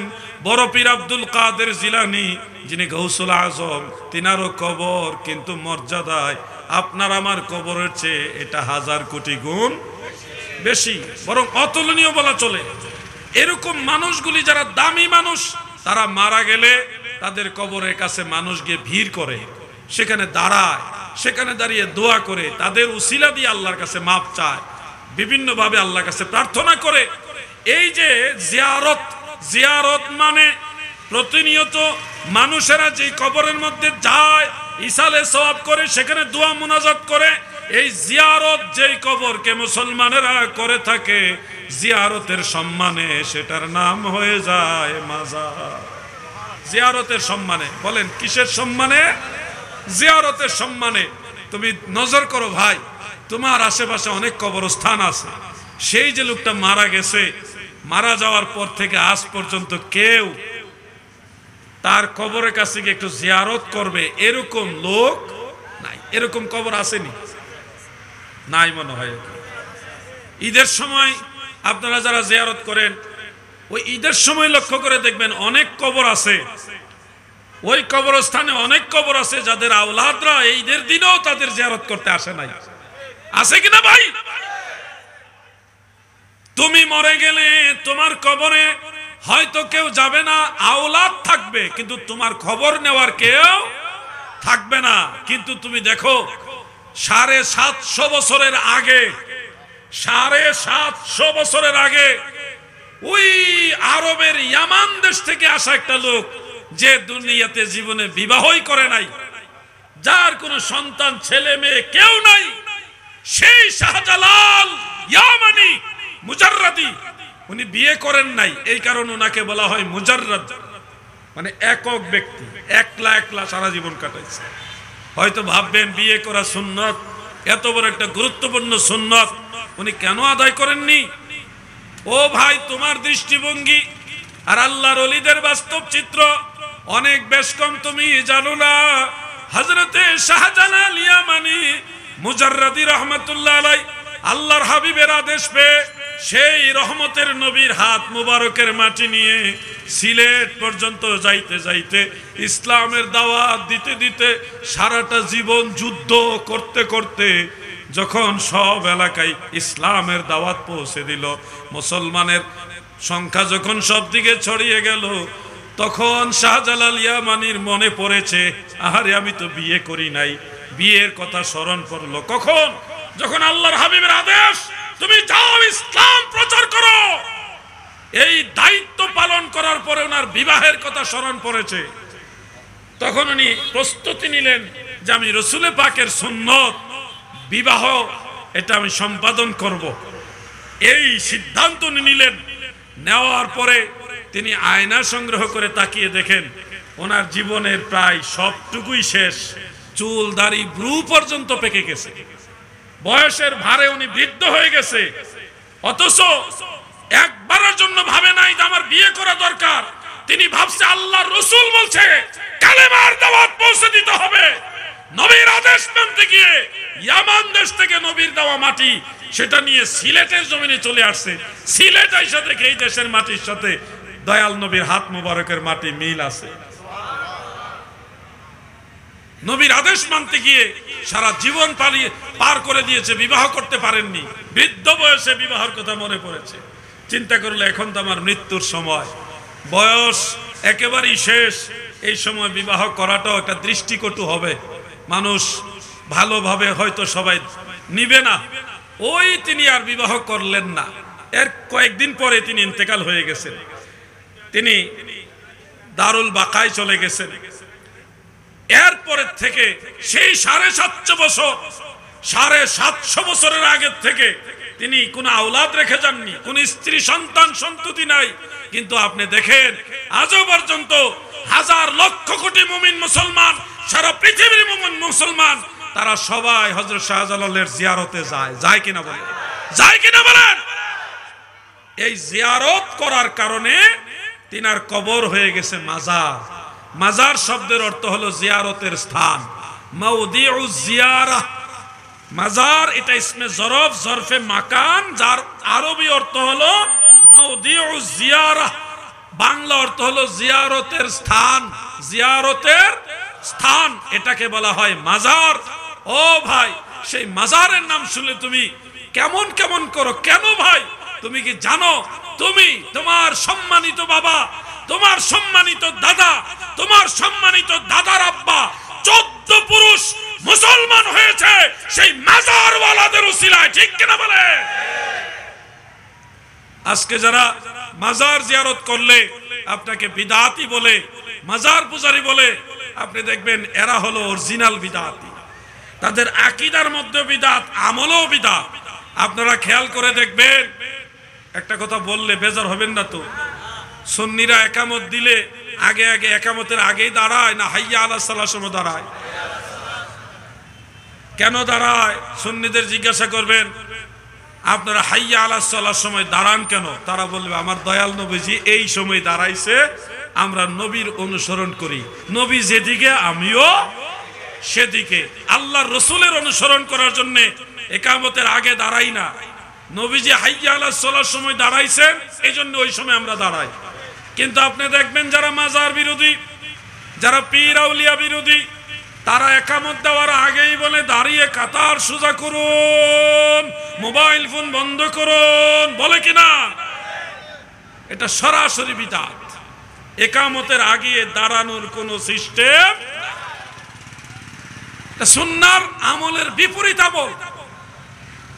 আজও পর্যন্ত হারামাইন শরীফাইনে, মক্কা মুকাররমা, মদিনা মুনাওয়ারায় নজর করে দেখবেন, মিডিয়াতে প্রয়োজনে দেখবেন, মক্কা মদিনার ইমাম সাহেবরা একামত শেষ হইলে আরবিতে বলে সফু সুফুফাকুম, আপনাদের কাতারগুলি সোজা করুন। আরবিতে বিভিন্ন শব্দে ওনারা এগুলি বলে, তারপরে নামাজ শুরু করে। দেখবেন আপনারা খেয়াল করে, যারা হজ করছেন, উমরা করছেন, মক্কা শরীফে মদিনা শরীফে কিছুদিন ছিলেন, তারা তো নিজের চোখে দেখছেন। এবং মসজিদুল আকসা শরীফ ওই আমলটা আছে, আমি নিজে দেখে আসছি। একামত শেষ হলে ইমাম সাহেব বলে দাঁড়িয়ে কাতার সোজা করুন। আর আমাদের দেশে একামত শুরু করার আগেই কই দাঁড়ায় কাতার সোজা করেন। তাহলে নবীর সুন্নত বাদ দিয়া মাজার ভেঙে ফেলতে চাও? মাজার তো সুন্নতের বিরোধী জিনিস না। বলবেন বাংলাদেশে সব পীরের মাজার এত বেশি, আপনি কল্পনা করতে পারবেন না বাংলাদেশ আর কি মাজার আছে, কয়টা মাজার আছে। আপনি বাংলাদেশের মাজার তো দেখলে মনে হবে এটা গরিব দেশের মাজার। মিশরে যান, হাফিজুল হাদিস ইমাম ইবনে হাজার আসকালানী রাহমাতুল্লাহ আলাইহির মাজার, কি শান শৌকতওয়ালা মাজার। হাফিজুল হাদিস ইমাম জালালউদ্দিন সুয়ুতী রাহমাতুল্লাহ আলাইহির মাজার দেখুন। ইমাম বদরুদ্দিন আইনি, ইমাম শিহাবউদ্দিন কাস্তালানির মাজার আছে মিশরে। কত সাহাবীর মাজার আমি জীবনে জিয়ারত করলাম, আলহামদুলিল্লাহ। হযরতে ইউশা বিন নুন আলাইহিস সালামের মাজার 55 হাত লম্বা, বিশাল লম্বা। ইউশা বিন নুন আলাইহিস সালাম একজন নবী ছিলেন, হযরত মুসা আলাইহিস সালামের খাদেম ছিলেন। উনি এমন পাওয়ারফুল নবী ছিলেন, উনি আসমানের চন্দ্রকে থামায় রাখছে, আসমানের সূর্যকে থামায় রাখছে। সূর্যকে বলছে আমি যার আদেশে গান আসছি তুমি তার আদেশেই অস্তমিত হও, অতএব তুমিও আদেশপ্রাপ্ত আমিও আদেশপ্রাপ্ত, আমি যতক্ষণ না বলবো ততক্ষণ এখানে থেমে থাকো। সূর্য আল্লাহর নবীর আদেশ পাওয়ার সাথে সাথে থেমে গেছে। ঘটনাটা হলো এরকম, বলতেই হয়, কথাটা এসে গেছে যেহেতু। ইউশা বিন নুন আলাইহিস সালাম বনি ইসরায়েলের একজন নবী ছিলেন। তো উনি আরো অনেক লম্বা কাহিনী, শুরু থেকে বলতে গেলে একটা ব্যাপার আছে, এখানে মুসা আলাইহিস সালামের ব্যাপার আছে, এটা চলে আসবে আবার ফেরাউনের কাছে। মানে ইতিহাসগুলি আমি যদি ইতিহাস ভিত্তিক ওয়াজ করি, অরিজিনাল বানাইন্না ওয়াজ না। আমাদের দেশে বানাইন্না ওয়াজের চাহিদা বেশি, এমন মজা লাগাইয়া কইব মিছা কথা। এই মিছা কথা না, সত্য সত্য যেটা কিতাবে আছে ওইটাই। আমি মাঝখান থেকে এটুকু বলি, একটা জাতি ছিল আমালিকা জাতি। আমালিকা জাতি বলতে এরা গায়ে শরীরে এত বৃহৎ ছিল, যাদের পায়ের হাঁটুর নিচে পড়ে থাকতেন তৎকালীন অন্যান্য এলাকার মানুষেরা। কত বড় আকারের মানুষ। এবং এটাও জানা যাচ্ছে যে মিশরের এত বড় পিরামিড, বড় বড় 40 টন বা আরো বড় বড় এত টনের ওজনের পাথরগুলি উপরে তুলছে এই আমালিকা জাতির বড় বড় বৃহৎ আকৃতির লোকেরা। এটাও একটা মত। এই আমালিকা জাতির সাথে যুদ্ধ করার আদেশ দিছে আল্লাহ। মুসা আলাইহিস সালামকে আল্লাহ প্রথম আদেশ দিছিলেন, কিন্তু মুসা আলাইহিস সালাম রাজি হয়েছে এবং প্রস্তুতি নিছে। কিন্তু বনি ইসরায়েলের কয় আগে যাচাই করে লই, আমাদের গোয়েন্দা পাঠান, যাদের সাথে যুদ্ধ করতে হবে তাদের কাছে গোয়েন্দা পাঠান। এখন যুদ্ধ করার আগে গোয়েন্দা গিয়ে দেখে এরা এত বড় সাইজের যে এদের সাথে যুদ্ধ করবো কেমনে, তরবারি বরাবর হইলে না বাড়ি দিত। তাদের হাঁটুর নিচে পড়ে থাকে, এত ছোট সাইজের হলো বনি ইসরাইল, আর এরা হইলো অত বড় যাদের বুক বরাবর কে হাঁটু বরাবর তারা হয় না, তরবারি বাড়ি দিব কেমনে। এই দৃশ্য দেখা বনি ইসরাইলের জাতি মুসা আলাইহিস সালামের কাছে এসে কয়, আমরা যুদ্ধে নাই। কেন? যে আপনি জানেন আপনার আল্লাহ কাদের সাথে যুদ্ধ করতে কইছে, এই ঘটনা, এরা এত বড়। মুসা আলাইহিস সালামকে আল্লাহ যেহেতু বলছে অবশ্যই তিনি সাহায্য করবে, তোমরা সবাই আমার সাথে চলো। বনি ইসরাইল কয়, তুমি আর তোমার আল্লাহ গিয়া যুদ্ধ কইরা এলাকা ক্লিয়ার করে দাও, এরপরে আমরা গিয়ে বসবাস করব। নাউজুবিল্লাহ কর। এখন যায় না কয়, তুমি আমাদেরকে, মুসা আলাইহিস সালামকে বলতেছে যে আপনি আমাদেরকে এত প্রেসার দিতেছেন, আপনার আল্লাহ আমাদেরকে সেই রেড সি পার করে আনছে না, এত বড় সাগর নদী পার করে আনছে, পানি ভাগ করে দিয়া, উনি তো ইচ্ছা করলে এই জাতিরে ধ্বংস করে দিয়ে আমাদের জন্য এই জায়গাটা ক্লিয়ার করে দিতে পারে। এই জাতি বড় ডেঞ্জারাস জাতি। আপনারা যে বলেন নীল নদ, আসলে নীল নদ না, এটা রেড সি। এটা নদীর মতোই, একটা বেশি বড় না, আমাদের পদ্মা নদীর মতো একটা নদী, এটার নাম হলো রেড সি। এইটা পার হয়েছে 12টা রাস্তা দিয়ে পার হয়ে এই পার আইসা আমরা পানির পিপাসা লাগছে, আপনার আল্লাহরে কোন আমাদের পানি খাওয়াইতো। কি খাওয়াইতো?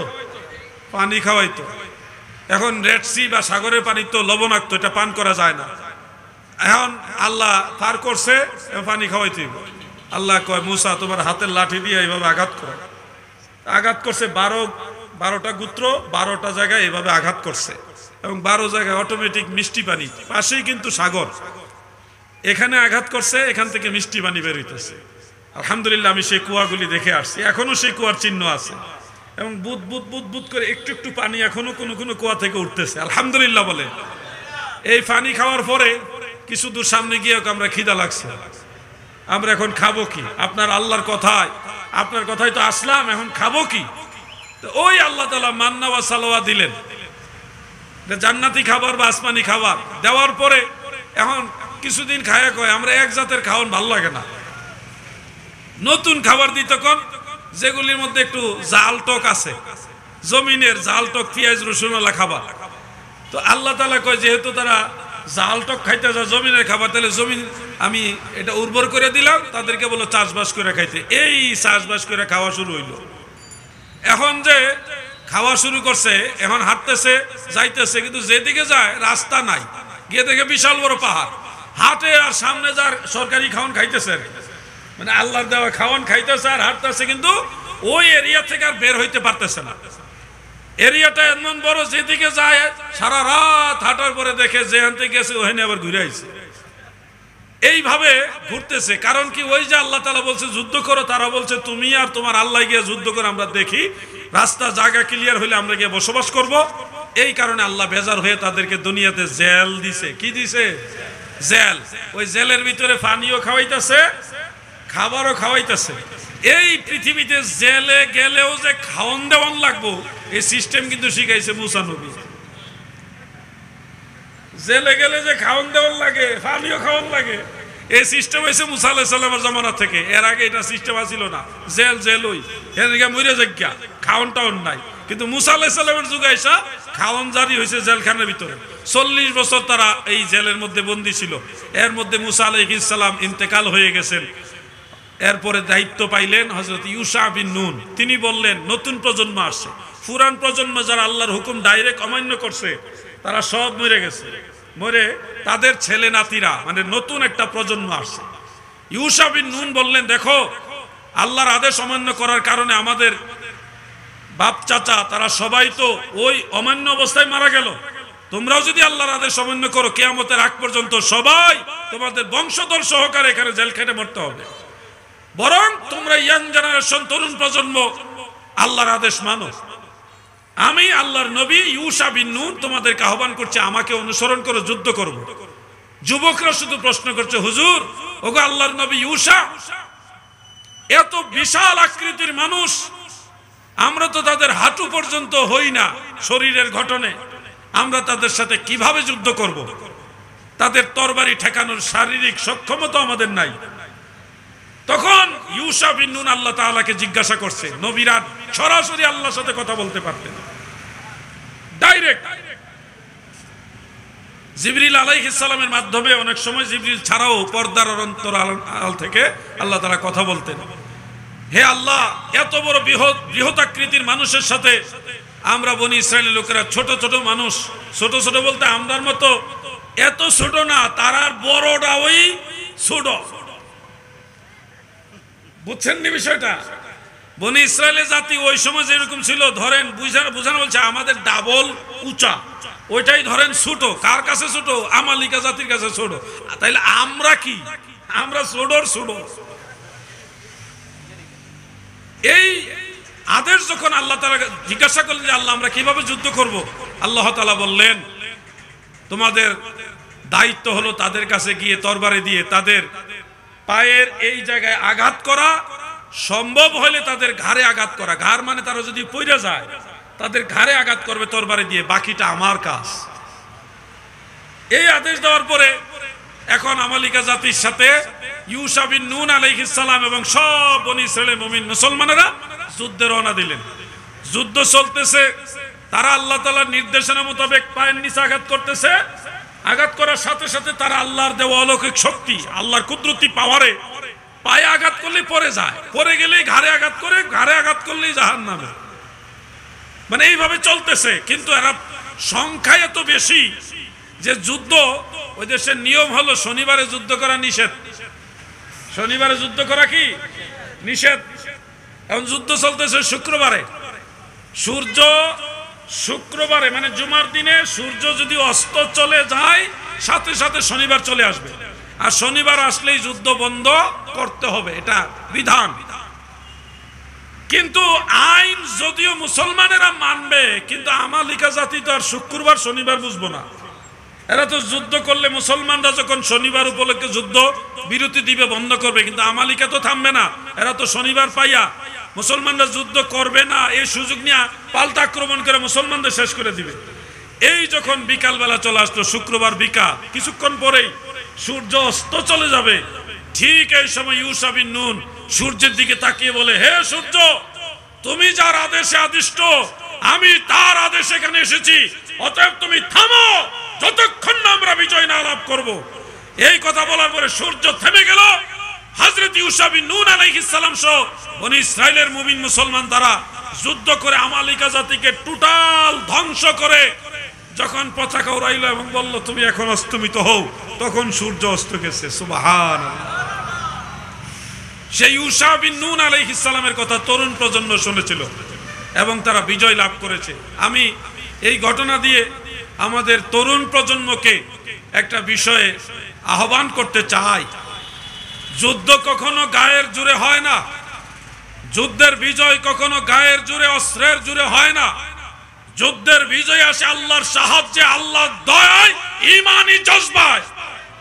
এই কথা আপনাদের স্মরণ করিয়ে বলবো, যদি সুন্নিয়তের কোন স্বার্থে মদিনা ওয়ালার মহব্বতে ইমাম হুসাইনের সৈনিকদেরকে ময়দানে ডাক দেওয়া হয়, তাহলে নবীর সৈনিকেরা, হুসাইনি ফোর্স যারা আছেন, তারা ময়দানে ঝাঁপিয়ে পড়তে প্রস্তুত আছেন কিনা?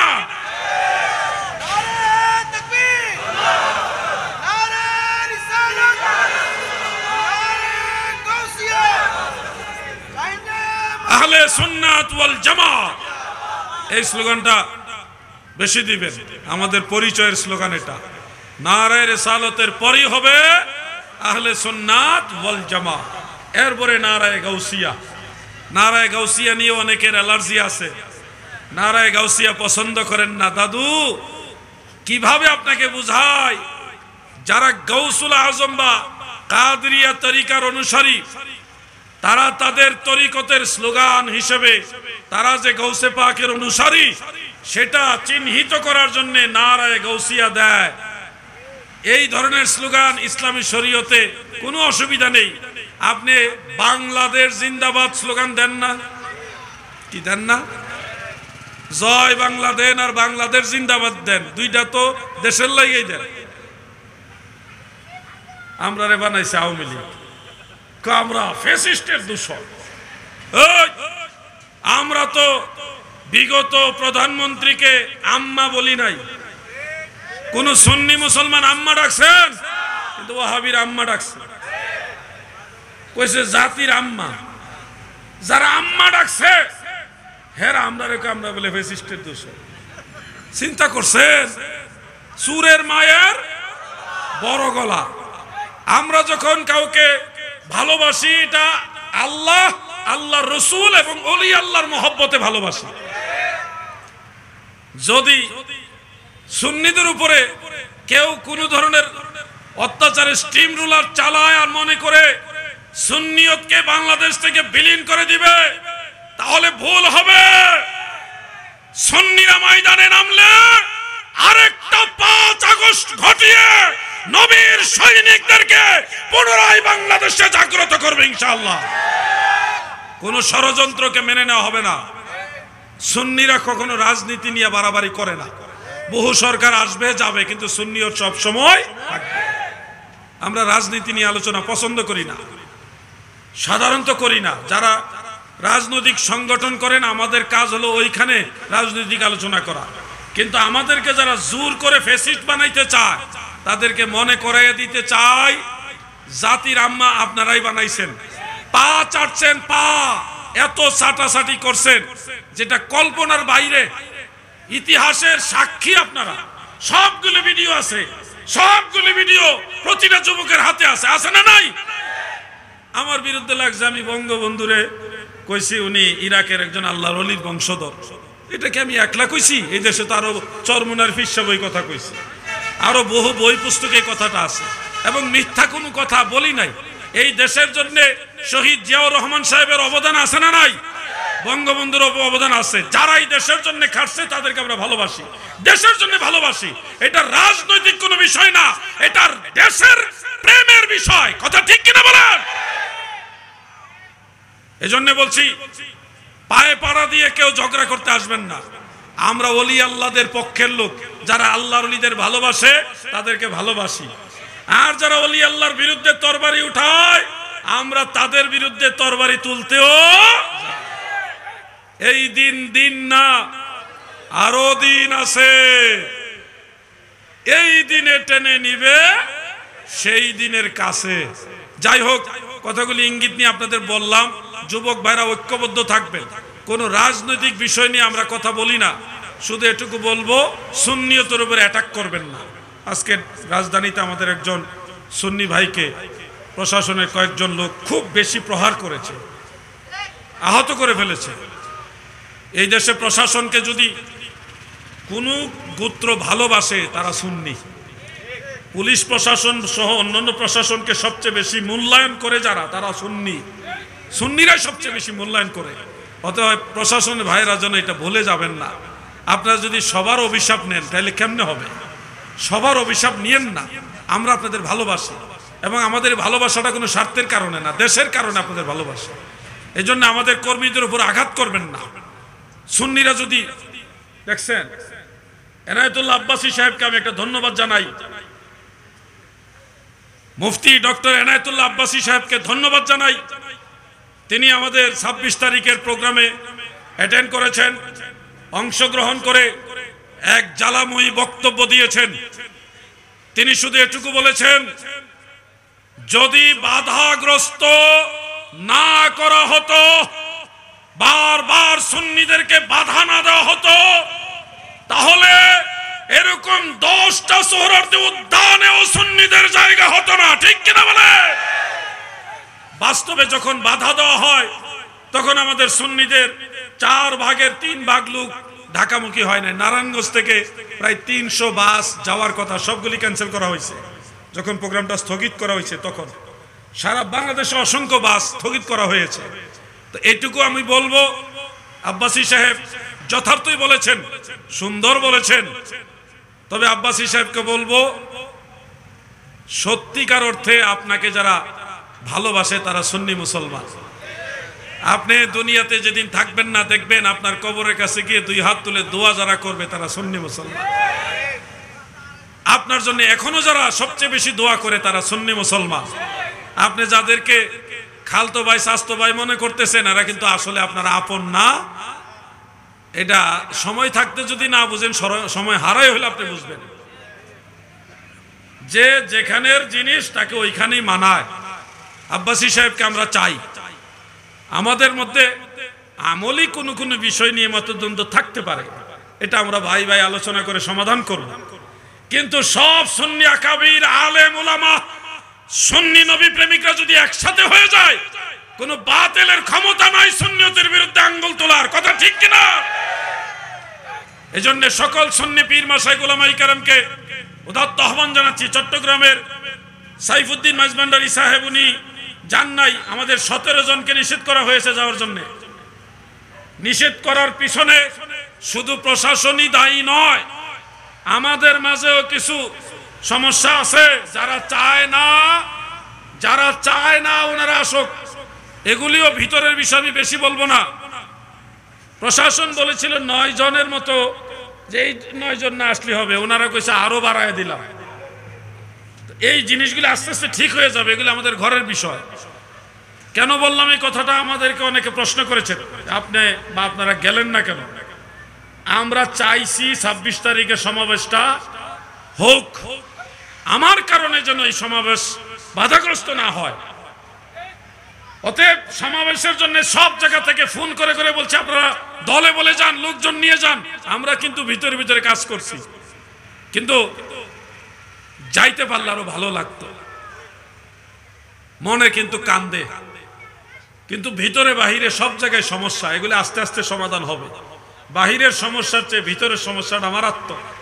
কিছু ভাইরা ভাইরাল হওয়ার জন্য, নিজেদের নেতৃত্ব প্রকাশ করার জন্য বাপ দাদারে পর্যন্ত ফ্যাসিস্ট বানাই দিছে। কি আজীব! যা বুঝার বুঝে নেন। শুধু বলবো এই ভিতরগত সমস্যাগুলি আমরা সমাধান করব এবং হচ্ছে, এগুলি সমাধান হয়ে যাবে, কিন্তু আপনার ঐক্যবদ্ধ থাকতে হবে। ডাক যেই আপনাদেরকে ডাক দোক, স্বার্থ যদি সুন্নিয়তের হয় আপনারা নেমে যাবেন। এই হলো আমার সর্বশেষ কথা। রাত্র গভীর হয়ে গেছে। আমি দুই একটা প্রশ্ন প্রত্যেকটা মাহফিলে নেই, আজকেও আমি নিব যুবকদের স্বার্থে। কারণ আমি এতক্ষণ যেটা প্রয়োজন মনে করছি আলোচনা করছি, কিন্তু এলাকার এমন অনেক দুই একটা বিষয় থাকতে পারে যেগুলি আলোচনায় আসে নাই। তাই জন্য সরাসরি যে কোনো 2 জন যুবককে আমি প্রশ্ন করার সুযোগ দিব। এই যুবকরা যেন মাহফিল কমিটির কেউ না হয়। মাহফিল কমিটির লোকেরা হলে বলবে সাজায় নিয়ে আসছি। আপনারা যারা শ্রোতা আছেন, আপনাদের পক্ষ থেকে যে কোনো 2 জনকে আমি বলবো, যে কোনো 2 জনকে আমি প্রশ্ন করার সুযোগ দিব। শর্ত, কোনো রাজনৈতিক প্রশ্ন করবেন না এবং কাউকে নির্দিষ্ট করে ইন্ডিকেট করে প্রশ্ন করবেন না। প্রশ্নটা যেন শিক্ষণীয় হয়, ধর্মীয় হয়, ধর্মীয় এবং শিক্ষণীয় হয়। যারা প্রশ্ন করার মতো আগ্রহী, শিক্ষণীয় এবং ধর্মীয় গুরুত্বপূর্ণ প্রশ্ন যারা করতে আগ্রহী, আমি 2 জনকে সুযোগ দিব। আপনারা 2 জন মঞ্চের কাছাকাছি আসার জন্য সময় দিলাম, একটু সুযোগ দিলাম। আর ওই সময়টা সবাই মিলে একটু জিকির করি। ইসমে জাত আল্লাহ আল্লাহ আল্লাহ আল্লাহ আল্লাহ আল্লাহ আল্লাহ আল্লাহ আল্লাহ আল্লাহ। ডাকেন না, সবাই ডাকেন। আল্লাহ আল্লাহ আল্লাহ আল্লাহ আল্লাহ আল্লাহ আল্লাহ আল্লাহ আল্লাহ আল্লাহ আল্লাহ আল্লাহ।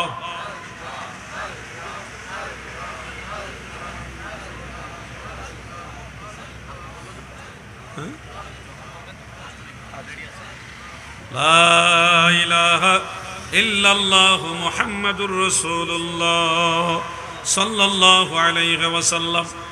প্রথম জন প্রশ্ন করবেন, কমিটির লোক না। আচ্ছা, আসসালামু আলাইকুম ওয়া রাহমাতুল্লাহি ওয়া বারাকাতুহু। ওয়া আলাইকুম আসসালাম। আমার একটা প্রশ্ন ছিল, মৃত ব্যক্তিকে যখন আমরা খাটিয়াত করে নিয়ে যাওয়া হয় তখন আমরা আল্লাহ রব্বি মোহাম্মদ নবী বলি, আবার অনেকে বেটি দেয় এটা বলা যাবে না, কলমা শাহাদাত করো। এটা একটু ক্লিয়ার করে বললে আমি খুশি হব। ধন্যবাদ। তলকিন সম্পর্কে অনেক প্রকার হাদিস রয়েছে, অনেকগুলো হাদিস রয়েছে। হাফেজ ইবনু হাজার আসকালানি রহমতুল্লাহ আলাইহে এবং হাফেজ জালালউদ্দিন সুয়ুতি রহমতুল্লাহ আলাইহে দুইজনেই এই সবগুলো হাদিসকে দাঈফ বলেছেন, দুর্বল বলেছেন। এবং ইমাম ইবনু আদি রহমতুল্লাহ আলাইহের আল কামিল ফি দুআফা ইর রিজাল, সেই কিতাবে হযরত আব্দুল্লাহ ইবনে ওমর রাদিয়াল্লাহু আনহুমা থেকে একটা রওয়ায়াত রয়েছে যেখানে সাহাবাই কেরামকে ইন্তেকাল হলে তিনাদের লাশের খাটিয়ে কাঁধে নিয়ে অন্যান্য সাহাবাই কেরাম নবীর শিক্ষা মোতাবেক ওনারা লা ইলাহা ইল্লাল্লাহ, এই লা ইলাহা ইল্লাল্লাহ তালকিন দিতেন। তো এই ধরনের তলকিন সংক্রান্ত যত রেওয়ায়েত, সবগুলি রেওয়ায়েত একসাথে করে হানাফি মাযহাবের যারা মুজতাহিদ, যারা হাফেজুল হাদিস বড় বড় ইমাম ছিলেন, ওনারা ফয়সালা দিয়েছেন মুস্তাহাব পর্যায়ের সুন্নত হলো লা ইলাহা ইল্লাল্লাহ তলকিন দেওয়া। আরেকটা হাদিস রয়েছে যেখানে সাহাবাই কেরাম তলকিন দিতেন আল্লাহু আকবার, আল্লাহু আকবার, এইভাবে, এটা দাফনের পরে দিতেন তলকিন। আর অন্যান্য রেওয়ায়েত থেকে ফুকাহায়ে কেরামের মাসআলা হলো ফতোয়া আলমগীরি এবং শামী, এই দুইটা কিতাবের মধ্যে রয়েছে। আপনারা চাইলে যে কোনো শব্দ যেগুলি আল্লাহর তাওহীদের কথা পরিস্ফুটিত হয় এবং প্রিয় নবীজির রিসালতের কথা পরিস্ফুটিত হয়, এই ধরনের শব্দ দিয়েও তলকিন করতে পারবেন, এটা মুস্তাহাব। এই দৃষ্টিতে আল্লাহু রাব্বি, এটা আল্লাহ তাআলার তাওহীদের কথা, আল্লাহ তাআলা আমাদের রব, আল্লাহ আমার রব, মুহাম্মাদুন সাল্লাল্লাহু আলাইহি ওয়াসাল্লাম নবী, মুহাম্মদ সাল্লাল্লাহু আলাইহি সাল্লাম আমার নবী, এই কথাটা বলা তলকিনের সেই তরিকার অন্তর্ভুক্ত, এটা মুস্তাহাব, জায়েজ আছে। প্রিয় ভাই বাবারা, যারা এগুলি নিয়ে বাড়াবাড়ি করেন, আপনাদেরকে বলছি শুনুন, আপনারা ফিতনায় জড়িত হবেন না। নিজ থেকে কোনো মাসআলা উম্মতকে চাপিয়ে দিবেন না, বরং আপনারা যার যার অবস্থান থেকে কোরআন সুন্নাহ ইজমা কিয়াসকে অনুসরণ করে আমল করেন। হ্যাঁ, আপনি কোরআনের সব বিষয় বুঝেন না, রাসূল পাক সাল্লাল্লাহু আলাইহি সাল্লামের সকল হাদিস সম্পর্কে জানেন না, বুঝেন না, অবগত নন, অথবা ইজমা কিয়াসের সব মাসালা সম্পর্কে জানেন না, সেক্ষেত্রে আপনি একজন মুজতাহিদ, একজন ইমামকে অনুসরণ করে তারপরে নিজের জীবনকে পরিচালিত করুন। নিজে ইমাম সাজবেন না, বরং ইমামদেরকে অনুসরণ করুন, তাহলে দেখবেন ফিতনা কমে গেছে। আমি আপনাদেরকে প্রিয় নবীজির হাদিস, বড় বড় হাফেজুল হাদিস ইমাম যারা, মুস্তাহিদ যারা, এবং ফিকহের কিতাবের আলোকেই বিষয়টা রায় দিলাম, এটা আমার নিজস্ব রায় নয়। তার মানে আমি আপনাদেরকে নিজ থেকে কোনো জিনিস চাপিয়ে দিচ্ছি না, আমি আপনাদেরকে সলফে সালিহিনের অনুসরণ করার জন্য বলছি, যারা কোরআন এবং সুন্নাহ থেকে আপনাদের রায় দিয়েছে। অতএব ফিতনা থেকে যদি বাঁচতে চান, পূর্বসূরি আইম্মাই কেরাম, আউলিয়াই কেরামকে অনুসরণ করুন। নতুন করে যারা মাসআলা ঢুকাইতে চায় তারাই ফিতনাবাজ, এদের থেকে দূরে থাকবেন। আল্লাহ তাআলা আমাদের বুঝার তৌফিক দেন, বলেন আমিন।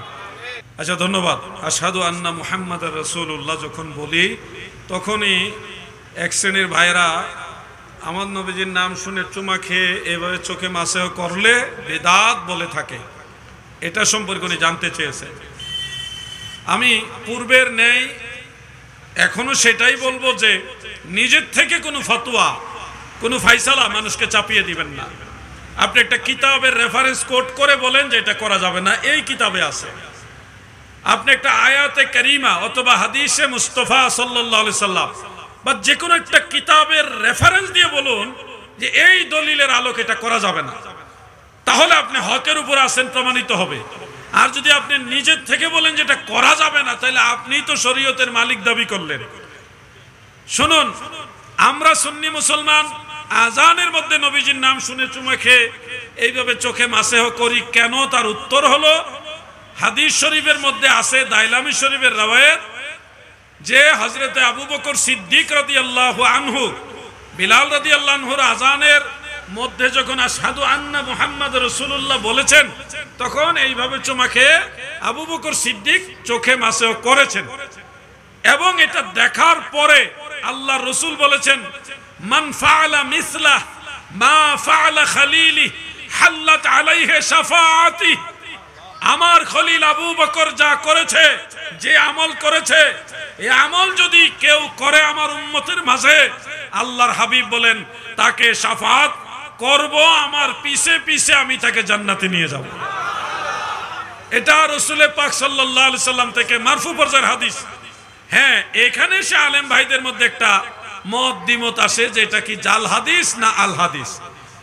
যারা এটার বিরোধিতা করেন তারা কোনো ধরনের প্রমাণ ছাড়াই বলেন এটা জাল হাদিস, আর আমরা যারা এটার পক্ষে আমল করি আমরা বলি যে এটা জাল হাদিস নয়, কারণ এই হাদিস সম্পর্কে মুহাদ্দিসিনে কেরাম বলেছেন এটা সনদে দুর্বল হাদিস, কিন্তু জাল হাদিস না। যেমন আমি এক দুইজনের নাম বললে আপনারা বিষয়টা বুঝবেন। হাফিজুল হাদিস ইমাম শামসুদ্দিন সাখাবী রাহমাতুল্লাহ আলাইহি মাকাসিদুল হাসানা ওই কিতাবের 384 নম্বর পৃষ্ঠার মধ্যে এই হাদিস উল্লেখ করে লিখেছেন লা ইউসিহু, এটা সহিহ নয়। হাদিস শাস্ত্রে যখন কোনো হাদিস সম্পর্কে মুহাদ্দিসিনে কেরাম বলে লা ইউসিহু, তখন এই হাদিসের সনদের মান সহিহ নয় বুঝায়, কিন্তু এটা হাসান সনদ অথবা দাঈফ সনদ বুঝায়। কোন ক্রমেই ওয়ালা ইউসিহু এই শব্দ দিয়ে জাল হাদিস বুঝায় না। মোল্লা আলী কারি রহমাতুল্লাহ আলাইহি তিনি আসরারুল মারফুআ বি আখবারিল মাওদুআ সেই কিতাবের মধ্যে এই যে আবু বকর সিদ্দিক রাদিয়াল্লাহু আনহু চুমা খেয়েছেন এই হাদিস উল্লেখ করে বলতেছেন কুলতু, মানে আমি বলছি। মোল্লা আলী কারি তিনি বলতেছেন ওয়া ইজা সাবাতা রাফউহু আলা সিদ্দিকিন ফায়াকফি আল আমালু বিহি, আবু বকর সিদ্দিক রাদিয়াল্লাহু আনহু থেকে যেহেতু মারফু ভাবে এটা সাবিত প্রমাণিত রয়েছে, আমল করার জন্য এটাই যথেষ্ট। এই জন্য ফতোয়ায়ে শামী কিতাবের মধ্যে, ফতোয়ায়ে শামী কিতাবে তাফসিরে রুহুল বায়ানের মধ্যে, তাফসিরে জালালাইনের হাসিয়ার মধ্যে, আরো অন্যান্য কিতাবে লিখেছে আজানের মধ্যে নবীর নাম শুনে চুমাকে এইভাবে চোখে মাসেহ করা মুস্তাহাব। তাহলে আমরা কতগুলি কিতাবের আলোকে এটা আমল করি। যারা এটাকে বিদআত বানাচ্ছেন, নাজায়েজ বানাচ্ছেন, তাদের অনেক বড় একটা দলিল আছে, সেটার নাম হলো কিতাবুল আন্দাজ। কিতাবুল আন্দাজ অনেক বড় দলিল। কোরআন হাদিসের রেফারেন্স লাগে না, আন্দাজে কইলি হয়। অতএব আমার অনুরোধ, আপনারা নিজের থেকে কোনো মাসআলা উম্মতকে চাপিয়ে না দিয়ে কোরআন অথবা সুন্নাহ অথবা দ্বীনের যারা মুজতাহিদ তাদেরকে নোট করেন, কোট করেন, তাদেরকে অনুসরণ করে তাদের একটা ফতোয়াকে অনুসরণ করে আপনি রায় দিয়ে মানুষকে বুঝান, তাহলে আপনি হকপন্থী প্রমাণিত হবে। রিকশাওয়ালা যদি বলে আমি তার ফাঁসির রায় দিলাম, হবে। কিন্তু একজন জজ সাহেব যদি সাক্ষী প্রমাণ তদন্ত করে একটা মামলার রায় দেয়, সে ফাঁসির কাস্টে ঝুলানো হোক, ওইটা কিন্তু হবে। অতএব আপনাকে আমাকে অবশ্যই রায়ের ক্ষেত্রে যারা জজ, বিচারপতি, বিচারক, তাদেরকে অনুসরণ করা উচিত। ভ্যান চালক, অটো চালক রায় দিলে তারটা অনুসরণ করা যাবে। আল্লাহ তাআলা সবাইকে বোঝার তৌফিক দেন, আমিন। আমি ঢাকায় যেতে হবে, আচ্ছা ঠিক আছে, এরপর আবার লাস্ট লাগাইবেন। আসসালামু আলাইকুম ওয়া রাহমাতুল্লাহি ওয়া বারাকাতুহু। ওয়া আলাইকুম আসসালাম ওয়া রাহমাতুল্লাহি ওয়া বারাকাতুহু। হুজুর, আমি জানতে চাইছিলাম যে আমরা যদি মাজারে যাই, জিয়ারত করি, জিয়ারতের পরে আমরা মাজারে চুমু দিই, সিজদা দিই, অনেকে আমাদেরকে বলে এটা বেদাত, এটা কতটুকু জায়েজ, সিজদা না জায়েজ? অনেক ধন্যবাদ প্রশ্ন করার জন্য।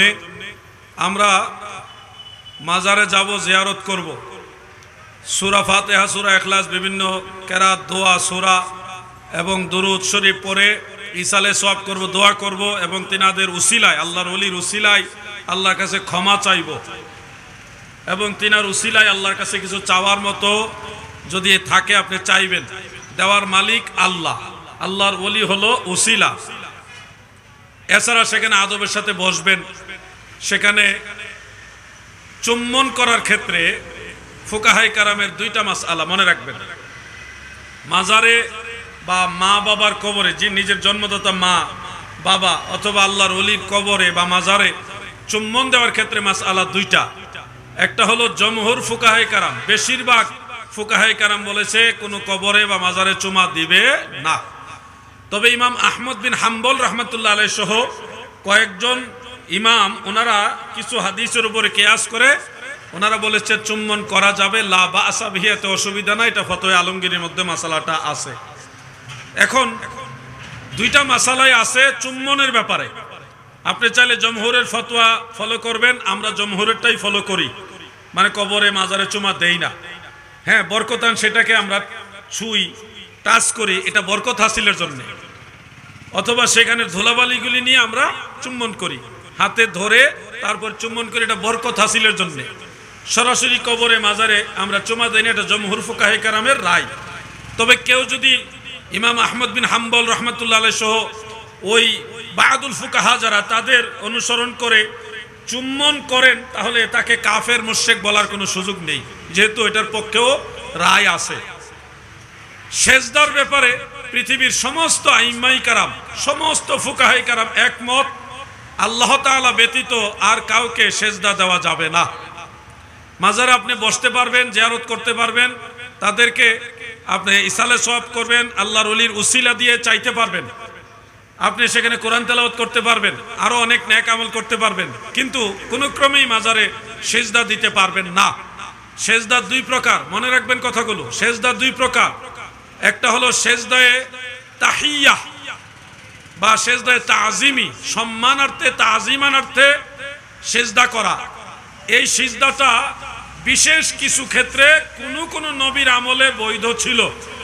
যেমন আদম আলাইহিস সালামকে ফেরেশতারা বা আদম আলাইহিস সালামের দিকে ফেরেশতারা সেজদা করেছিলেন, এটা একটা বিচ্ছিন্ন ঘটনা। ওই সময় ছাড়া অন্য কখনোই, অর্থাৎ হযরত আদম আলাইহিস সালামের প্রতি ফেরেশতারা সেজদা অবনত হয়েছে, এই ঘটনা ব্যতীত অন্য কখনোই ফেরেশতা কিংবা মানব আদম সন্তান কেউ হযরত আদমকে আর সেজদা করেননি। তার মানে বোঝা যাচ্ছে এই ঘটনাটা নির্দিষ্ট একটা ঘটনা কেন্দ্রিক। দ্বিতীয়ত, হযরত ইউসুফ আলাইহিস সালামের প্রতি তিনার আব্বাজান আম্মাজান সহ এনার 11 ভাই সেজদা অবনত হয়েছিলেন, এবং এটা পবিত্র কোরআনে উল্লেখ আছে সূরা ইউসুফের মধ্যে। এই ঘটনাটাও আপনি ভালোভাবে বিচক্ষণতার সাথে গভীরভাবে খেয়াল করে দেখবেন, ইউসুফ আলাইহিস সালামের প্রতি সেজদার এই ঘটনাটা ওনার জীবনে একবারই ঘটেছে। এছাড়া ওই ঘটনা ছাড়া আর কখনোই ওনার আব্বাজান আম্মাজান বা ভাইরা অথবা ওনার উম্মতের মধ্যে কেউ দ্বিতীয়বার কখনোই ইউসুফ আলাইহিস সালামকে সেজদা দেননি। তার মানে বোঝা যাচ্ছে এই দুইটা ঘটনা নির্দিষ্ট একটা প্রেক্ষাপট কেন্দ্রিক, যেটা আল্লাহ তাআলার তরফ থেকে নির্ধারিত। এখন এই দুইটা ঘটনাকে কেন্দ্র করে যারা সেজদাকে জায়েজ বানাইতে চান, আপনাদের দরজা বন্ধ করে দিয়েছেন রাহমাতুল লিল আলামিন। কেমনে? যে সাহাবীদের মধ্যে দুই একজন, যেমন হযরত মুআজ বিন জাবাল রাদিয়াল্লাহু আনহু নবীজিকে সেজদা দিয়েছিলেন, দেওয়ার পরে নবীজি সরাসরি আশ্চর্য হয়ে জালালি হালতে ওনাকে নিষেধ করেছেন, সেজদা করবে না। এরকম আলা হযরত আজিমুল বারাকাত ইমাম আহমদ রেজা খান ফাজিলে বেরলভী রাহমাতুল্লাহ আলাইহি, তিনি প্রায় 40টার উপরে হাদিস উল্লেখ করেছেন, যেখানে স্পষ্ট যে আল্লাহর রাসূল সাল্লাল্লাহু আলাইহি ওয়াসাল্লাম আল্লাহ তাআলা ব্যতীত অন্য কাউকে সেজদা দিতে নিষেধ করেছেন। এমনকি নবীজি নিজেও সেজদা নেননি, নবীজিকে সেজদা করতেও নিষেধ করেছেন। এখন আপনারা বলেন, আল্লাহর হাবিবকে আপনারা মানেন নাকি মানেন না? যারা দয়াল নবীজিকে মানেন তারা কখনোই আল্লাহ ছাড়া অন্য কাউকে সেজদা দিতে পারেন না। যদি বলেন না আমার পীরকে আমি মানি, তাহলে আপনার পীরকে মানা বড় না আল্লাহর হাবিবকে মানা বড়? যেই পীর আল্লাহর রাসূলের নিষেধ মানে না, সেই পীর তো পীরই হইতে পারে না। আপনাদেরকে বলছি, সেজদা আল্লাহ ছাড়া কাউকে করবেন না। পীর মুর্শিদ, ওলিয়া উলিয়া, বুজুর্গ উস্তাদ, গর্ভধারিণী মা, জনমদাতা বাবা, এই ধরনের সম্মানিত ব্যক্তিদের সেজদা করবেন না, তবে কদমবসি করবেন। কদমবসি করা সুন্নত। কদমবসি করা কি সুন্নতে সাহাবা। 10 জন সাহাবী থেকে কদমবসির পক্ষে হাদিস আছে। সাহাবাই কেরাম নবীজির কদমবসি করেছে, সেজদা করে নাই। এক সাহাবী আর এক সাহাবীকে কদমবসি করেছেন। অতএব পীর মুর্শিদের কদমবসি করবেন, সেজদা করবেন না। কোন পীর সাহেব যদি বলে যে সেজদা করা জায়েজ, এটা শয়তান, এটা মিনি শয়তান। কোন পীর সাহেব যদি বলে সেজদা করতে, সেই পীর তালাক দেওয়া আপনার জন্য ফরজ। আর এই সেজদা নৈন্য গোষ্ঠী পীর সাহেবের মুরিদ যদি হন, এই পীরও জাহান্নামে যাইব, আপনারা লইয়া জাহান্নামে যাইব। স্পষ্ট ভাষায় বললাম, কোন আলেম যদি মনে করে আলাউদ্দিন জিহাদি সাহেব আপনার এই বক্তব্য সঠিক না, বাংলাদেশে 64 জেলায় উনি চাইলে আমি ওনার ঘরে গিয়ে বসতে রাজি। যারা সেজদা গ্রুপ যারা আছেন, যদি মনে করেন আপনি আমার বুঝাই দিবেন, আপনি দাওয়াত দেন, আপনার বাড়িতে আমি যাবো ইনশাল্লাহ। আলাউদ্দিন জিহাদি কিন্তু কইলে জায়গা, এটা মনে রাখেন। বহু আলেমের বাড়িতে চলে গেছি আমি, গিয়ে পাই না, জানাজার দোহাই দিয়ে ভাগছে। এই জন্য আপনাদের বলছি, সেজদা দিবেন না, কদমবসি করবেন, পীর মুর্শিদের কদমবসি করবেন। খাস মজলিস হোক আর আম মজলিস হোক, কোন মজলিসে আল্লাহ ছাড়া কাউকে সেজদা দেওয়া যাবে না। সেজদার একমাত্র মালিক আল্লাহ। এই জায়গাটা যেন ভুল না হয়। আল্লাহ তাআলা আমাদের সবাইকে আমল করার তৌফিক দেন, আমিন। আমি মাহফিল কমিটির মিলাদুন নবী কেন বেদাত, এটা আরেকদিন লম্বা সময় নিয়ে আলোচনা করব। আমি মাহফিল কমিটির যুবক ভাইদেরকেও রিকোয়েস্ট করেছি, তারা আলহামদুলিল্লাহ মেজরিটি নামাজি, দুই একজন থাকতে পারে যারা নামাজ ঠিকমতো পড়ে না, নামাজ পড়ে কিন্তু ঠিকমতো পড়ে না। আমি তাদেরকে রিকোয়েস্ট করে আসছি পার্সোনালি, আপনাদেরকে বলছি, নামাজ ছাড়া কোনো তরিকা নাই, নামাজ ছাড়া বিকল্প কোনো রাস্তা নাই। নামাজ ছাড়বেন না, 5 ওয়াক্ত নামাজ আদায় করবেন, না হলে হাসর ময়দানে প্রথম ধাক্কায় আপনি কিন্তু বিপদে পড়ে যাবেন। কারণ বিচার শুরুই হবে নামাজের হিসাব দিয়া। আর যারা আম চুরি আর চেয়ার চুরি, বালিশ চুরি করছেন, আপনারা যে কি হইব, আপনারা নামাজ পড়েও কাম হইব না। কারণ এক বালিশের কারণে আপনি জাহান্নামে যাইবেন। পরের হক চুরি ডাহাতি যারা করতেছেন, একটা সুই যদি একজন আরেকজন থেকে নেয়, যেটা ঠিক মতো আবার ফেরত দেয় না, এটাও আল্লাহ তাআলা বিচার করবে। একটা সুই বোঝানোর জন্য হাদিস শরীফ একটা সুইয়ের কথা আসছে। অতএব আম চুরি, বালিশ চুরি যারা করছেন, যাই চুরি করছেন, খালেজ দিলে তওবা করেন, আর যে মালিক তাকে এটা ফেরত দিয়ে দেন, নাইলে কিন্তু এইটার কারণে জাহান্নামের লাকড়ি হয়ে যাবেন। ওয়েট এন্ড সি, সবাইকে ফাঁকি দিতে পারবেন, আল্লাহ তাআলাকে ফাঁকি দেওয়া যায়। আজকের মতো আলোচনা এখানে ইতি। আসেন সবাই মিলে দাঁড়িয়ে সংক্ষিপ্ত নবীজিকে দাঁড়ায়া সালাম জানাইয়া, নবী সালাম ইয়া রাসূল সালাম।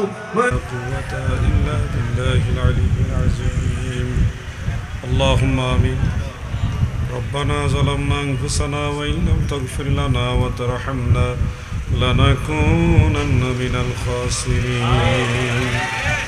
اے رب العالمین মেহেরবান মাওলা গো, আমরা গুনাহগার পাপী নালায়েক নাচিস। হযরত শাহ সুফি সৈয়দ মনিরুল্লাহ শাহ রহমাতুল্লাহ আলাইহির বার্ষিক উরুস উপলক্ষে আজিমুস-শান মিলাদ মাহফিলে অবস্থান করে মাহফিলের বিদায় বেলায় বড় আশা করে আপনার রহমতের দুয়ারে ভিক্ষার হাত উঠাইছি। আল্লাহ, আজকের এই মাহফিল কবুল করেন, আমাদের যাবতীয় নেক আমল সমূহ দয়া করে কবুল করেন, বহু গুণে সওয়াব বাড়ায়া সোনার মদিনায় নূরের নবী জিন্দা নবীজি রওজা মুবারকে হাদিয়া পৌঁছায়া দেন। আল্লাহ, तमाम साहबाई कराम, शुहदाई कराम, अहले बैतेर हुजूर, शुहदाई करबला, चार मजहबेर इमामगण, चार तरिकार इमामगण, समस्त अलिया उलिया गाउस कुतुब नुजाबा नुकाबा খিয়ার আবদাল, এই চট্টগ্রামের বিভিন্ন অঞ্চলে আপনার বহু আউলিয়াগণ মাজার পানে শায়িত আছেন। আল্লাহ, সকলার আরওয়াহ পাকে হাদিয়া পৌঁছায়া দেন। আল্লাহ, খাস করে হযরত শাহ সুফি সৈয়দ মনিরুল্লাহ শাহ রহমাতুল্লাহ আলাইহির পবিত্র রূহে দয়া করে হাদিয়া পৌঁছায়া দেন। আল্লাহ, তিনার রূহানি ফায়েজ, রূহানি তাওয়াজ্জু আমাদের সকলের জন্য নসিব করেন। আল্লাহ, আমাদের অনেকের মা নাই, অনেকের বাবা নাই। কয়েকদিন আগে খলিলুর রহমান সাহেব আমাদের ছেড়ে দুনিয়া ছেড়ে চলে গেছেন। এলাকার মাই মুরব্বী, আমাদের দাদা দাদি, নানা নানি, ভাই বোন, আপনজন, প্রিয়জন, আত্মীয় স্বজন, গ্রামবাসী, পাড়া প্রতিবেশী, যারা পরিমাণ ঈমান নিয়েও যারা কবরে শুয়ে গেছে, আল্লাহ মেহেরবানি করে সবাইকে মাফ করে দেন। আল্লাহ, আমাদের জীবনের জানা অজানা সমস্ত গুনাহ খাতা মাফ করে দেন।